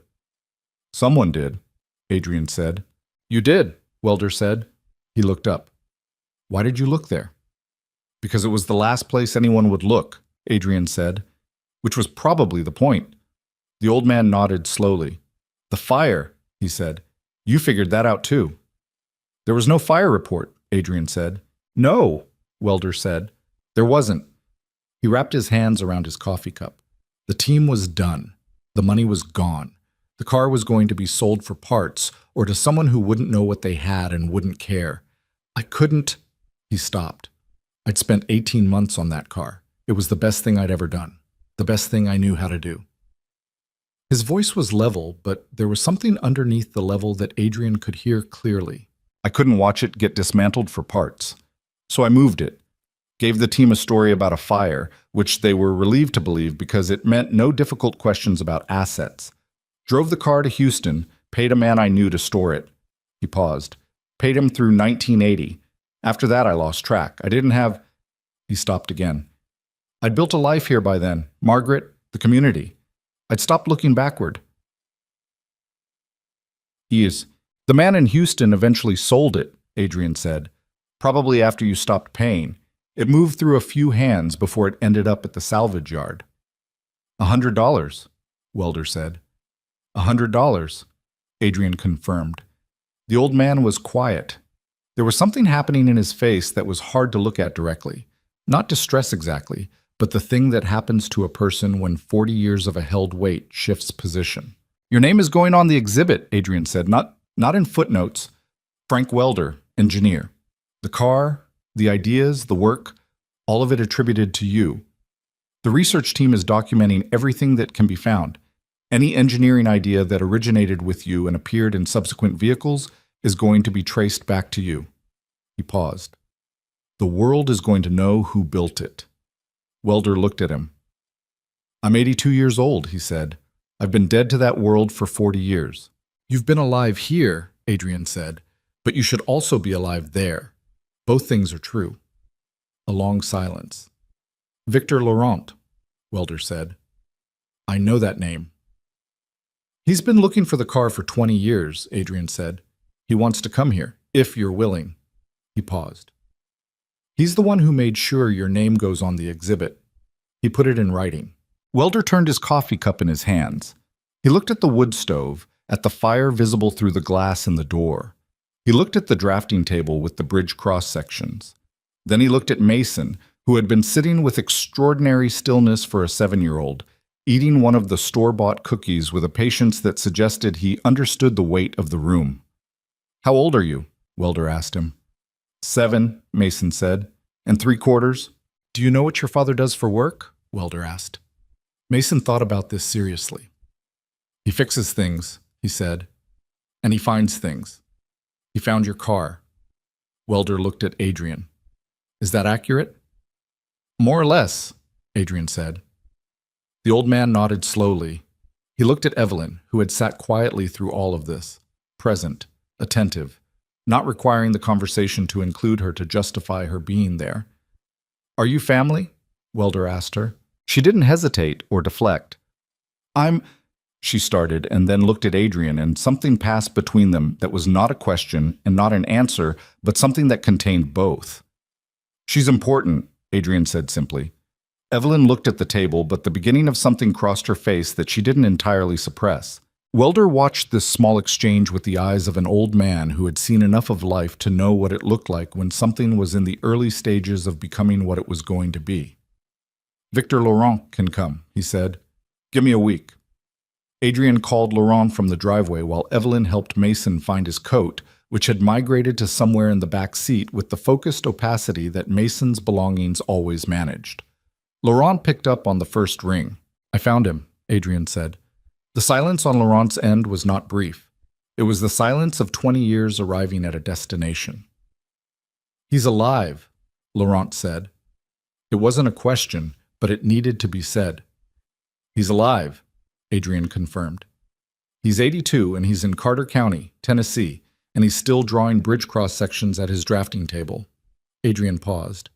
"He'll see you. 1 week." He heard Laurent exhale, one breath, slow and long, the same exhale Adrian had seen him make in the garage on Sycamore Drive when he'd first seen the car. The sound of a man setting down something very heavy. "I'll be there," Laurent said. "Thank you, Adrian." "He put the authentication plate there for someone to find," Adrian said. "I was just the one who looked in the right place." "That's not nothing," Laurent said. "That's everything." They drove back down the ridge road through the bare trees and the gray sky, and Mason announced from the back seat that the visit had scored 480 points in his personal system, which was a new record, eclipsing even the Saturday at Bertram's salvage yard that had started all of this. Adrian asked him to explain the scoring methodology. Mason explained it at length and with full internal logic for most of the drive back to Elizabethton, and Adrian listened, and Evelyn listened, and the Tennessee hills went past the windows in the long amber light of a cold November afternoon. They stayed 2 more days. Not for the investigation, that was done, but because Carter County, Tennessee turned out to have a quality that made leaving feel abrupt. They hiked a ridge trail with Mason between them on Saturday, the 3 of them in the bare woods with the wind and the cold and the views that opened up where the trees ended and showed you how large the hills were and how small everything else became in relation to them. Mason found a creek and conducted experiments with rocks and water that appeared to have a theoretical framework. Evelyn walked beside Adrian on the trail, and their hands found each other at some point without either of them making a decision about it, and they both left it at that without comment, which was the right thing to do with something that didn't need to be named yet. On Sunday afternoon, before they drove back to Beaumont, Adrian knocked on Frank Welder's door one more time, alone. Mason and Evelyn were at a diner in town. Welder opened the door and looked at him and stepped aside without speaking. They sat at the kitchen table again. No ceremony, just 2 men with coffee. "I've been thinking about something," Adrian said. "Since I left on Friday." Welder waited. "You built something that changed how engineers think about a problem," Adrian said. "Your ideas are in championship-winning cars. Your name isn't on any of them because nobody knew you'd had the ideas first." He paused. "When the exhibit opens and the research is published, that changes. The engineering community will know." He stopped again. "But there are also kids. Kids who want to be engineers, who don't have resources, who need to see that the path isn't always straight and the recognition doesn't always come when it should, but the work is still worth doing." He looked at Welder. "I'm starting a foundation. In my wife's name, she died 2 years ago. Scholarship fund, support for families who are trying." He paused. "I'd like to add a component specifically for engineering students, and I'd like to attach your name to it, not instead of hers, alongside." Welder was quiet. "Why?" he said. "Because your story is actually about the work," Adrian said. "Not the fame, not the money, the work. You built the best thing you knew how to build, and you protected it when you couldn't protect anything else. You rebuilt your life around being useful in a different way when the first way was gone." He paused. "That's what I want students to see. That the work matters even when the world isn't watching." The old man looked at his hands for a long time. "Margaret would have said yes immediately," he said. She had no patience for hesitation. "What do you say?" Adrian asked. A pause. "I say yes," Welder said, "with one condition." "What?" "The foundation helps people who are trying," Welder said. "Not people who have it figured out, the ones who are still in the middle of it, still making mistakes and still going." He looked at Adrian. "Those are the ones worth investing in." "Agreed," Adrian said. They shook hands across the kitchen table. Welder's grip was still firm, the grip of a man who had been doing precision work for 60 years and whose hands still knew how to hold something correctly. The drive back to Beaumont was quieter than the drive out. Mason fell asleep somewhere in Alabama, which was the right place to fall asleep on a long drive. Evelyn had her feet on the dash and was reading something on her phone, and the miles went past in the comfortable silence of people who don't need to fill the space between them. Adrian drove and thought about things. He thought about a $100 car and what it had been hiding, and about how many things in his life he'd walked past without stopping, and about the specific quality of attention that changes what you see. Not special vision, not genius, just the willingness to crouch down and look carefully at something that everyone else has dismissed and ask what it actually is rather than what it appears to be. He thought about Rachel. Not with the bracing quality, not with the weight, just with the simple, factual love that had become how he mostly thought about her now, 2 years and some change of practice later. She would have been good at all of this. She would have liked Evelyn's directness and Frank Welder's precision and Mason's point system and the way the Tennessee hills looked in November light. She would have had opinions about all of it.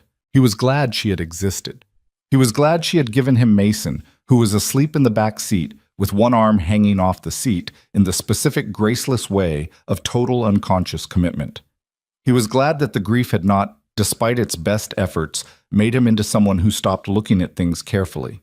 He thought about Evelyn, about the red thermos and the coffee and the overturned bucket in the garage and the conversation about what you won't give up before you sit down, about her hand in his on the ridge trail, unremarked on, exactly right. He thought about Frank Welder at 82 in his white clapboard house on the ridge, still drawing bridge cross-sections, still doing the work, still alive in a county that knew him as a man who fixed things and didn't make noise about it. The world about to find him again, the exhibit in Santa Fe going up with his name on the placard. Victor Laurent coming in a week to sit at that kitchen table. The work survives. That was the thing. You can hide a car for 40 years and the work is still in it. You can lose a person for 40 years and the work they did is still in the world. It doesn't require anyone's permission to be true. It just is. 4 months later, on a Saturday morning in March, Adrian drove to Santa Fe with Mason and Evelyn. The Southwest Automotive History Museum was not a grand building. It was a converted warehouse on the edge of the city, honest in its architecture, which Adrian appreciated. The parking lot was full when they arrived, which the museum director had warned him about. The exhibit opening had drawn more than the local audience. Automotive journalists, engineering historians, several people who had been on the vintage motorsport forum thread that had started everything. Deborah Shanks was there, wearing the expression of someone who felt appropriately guilty and appropriately redeemed simultaneously. Laurent's team was there. Laurent himself was there, standing near the entrance with Frank Welder beside him. Welder had made the trip from Tennessee. He was thin and upright in a dark jacket that was clearly not his usual style. Say, someone had probably suggested the jacket. And he was looking at the front of the building with an expression Adrian couldn't read from the parking lot. Mason spotted him and said, "That's the man from the house," and broke into the half run that was his standard transition speed, pulling ahead of Adrian and Evelyn, and arrived at Welder's side and looked up at him. "You came," Mason said. "I came," Welder said. "Are you nervous?" Mason asked.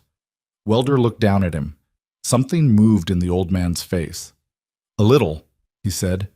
"You don't have to be," Mason said. "It's your car." Laurent looked at Mason with the expression of a man encountering something unexpected and finding it more valuable than what he'd expected. They went inside together, so Welder and Laurent, Adrian and Evelyn and Mason, Deborah Shanks, the museum director, the crowd of people who had come from various distances to see this thing. The exhibit was in the main hall. The car occupied the center of it, under lights that showed the restoration work. Completed, historically accurate, the damage corrected but every original element preserved. It looked like what it was, a vehicle from 1973, hand-built, perfect in the way things are perfect when made by someone who understood the problem they were solving at a level most people never reach. The placard beside it was exactly what Adrian had required. Frank Welder's name at the top, full size, not footnote. Below it the story, the career, the prototype, the engineering ideas, the influence on subsequent racing design. A timeline showing where Welder's innovations appeared in later championship vehicles. A separate panel for the full documentation of the build log and authentication evidence. Adrian watched Welder walk toward the car. He watched the old man stop in front of it. He watched the 82-year-old hands come up and then stop, hovering near the bodywork without touching, the way Laurent's hand had hovered before landing on the frame rail in the garage on Sycamore Drive. Then Welder touched the car.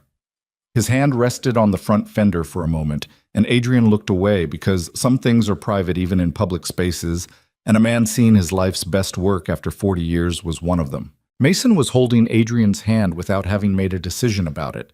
Just the hand finding the other hand, the way it did in situations that required it. Adrian held on. Evelyn stood beside him, close enough that their shoulders touched. She had her arms crossed against the March cool of the museum, and she was looking at the car and the old man and the crowd of people who had come to see what had been found, and her face had the expression it wore when something landed fully. Not performed emotion, just the real version, quiet and specific. "Hey," she said softly, not looking at him.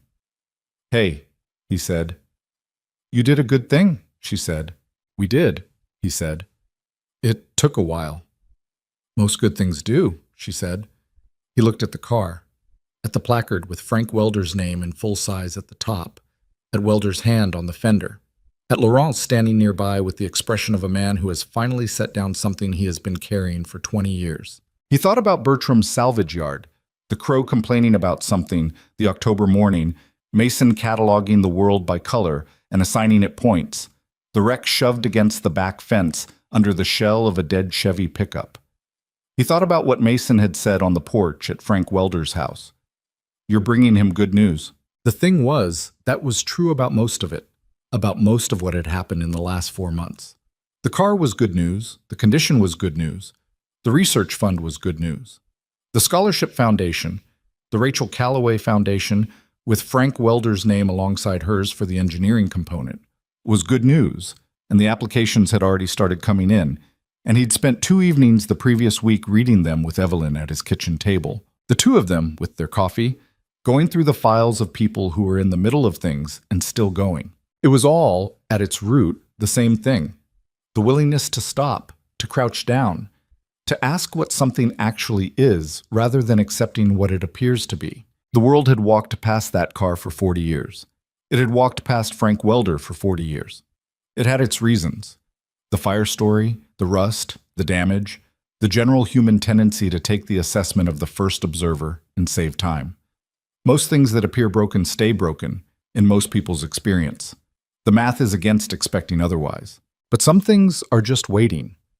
Waiting for someone patient enough to look twice. Waiting for someone with enough stillness in them to hear what the thing is actually saying under the noise of what everyone else has decided it is. Adrian had been lucky. He'd had the background and the training and the Sycamore Drive garage and the particular mood of a Saturday morning in October when you go to a salvage yard, because it's the kind of thing you do when you need to be somewhere that requires all of you. He'd also been paying a specific kind of attention that had nothing to do with credentials and everything to do with having had enough stripped away that he'd stopped assuming he knew what things were before he looked at them. Grief does that to you if you let it. Not gracefully, not on any kind of schedule. But eventually, if you keep showing up and keep looking carefully, it teaches you something about what's actually worth your attention. He was still learning. He expected to keep learning for a long time. Mason tugged his hand. "Dad?" "Yeah." "Can we go look at the car closer?" "Yeah," he said. "Let's go look." The three of them walked across the museum floor toward the car, toward Frank Welder standing beside it with his hand still resting on the fender, toward Victor Laurent and Deborah Shanks, and the crowd of people who had come to see what had been found in a salvage yard for $100 on a Saturday morning in October. Behind them, somewhere in the museum, a child was asking their parent what the car was. Adrian could hear the parent struggling to explain it. The history, the significance, the story of the engineer who built it and disappeared and came back. The parent was getting some of it wrong. That was fine. That was how stories spread. Imperfectly, person to person, losing some things and gaining others, finding their way to people who needed them through routes nobody planned. The car sat under the lights. Frank Welder looked at Adrian as he approached and said, in the tone of a man who had decided something, "The plate, under the bracket. I want it noted in the documentation exactly where you found it." "Already in there," Adrian said. Welder nodded. "Good," he said. "People should know where to look." Mason stepped up beside the old man and looked at the car with his full, serious attention. The same expression he'd worn in the salvage yard, the same expression he wore when evaluating grilled cheese, the same expression he brought to everything he'd decided deserved his complete consideration. 480 points, he said solemnly. Welder looked at him. "What does that mean?" "It means it's really good," Mason said. The old man looked at the car, at his name on the placard, at the people who had come from various distances to stand in the presence of something that had been found after a very long time. "Yes?" Frank Welder said. "I suppose it is." Adrian stood in the museum with the people he'd arrived with and thought about $100 wreck that had become this. Not because of the money, not because of the condition, not even because of the $5 million handshake in a Beaumont garage, while 11 neighbors watched from across the street and didn't know what they were seeing. But because one morning, in a salvage yard that smelled of rust and old rubber, and something organic and difficult to name, a man had crouched down and looked carefully at something everyone else had walked past, and seen something underneath.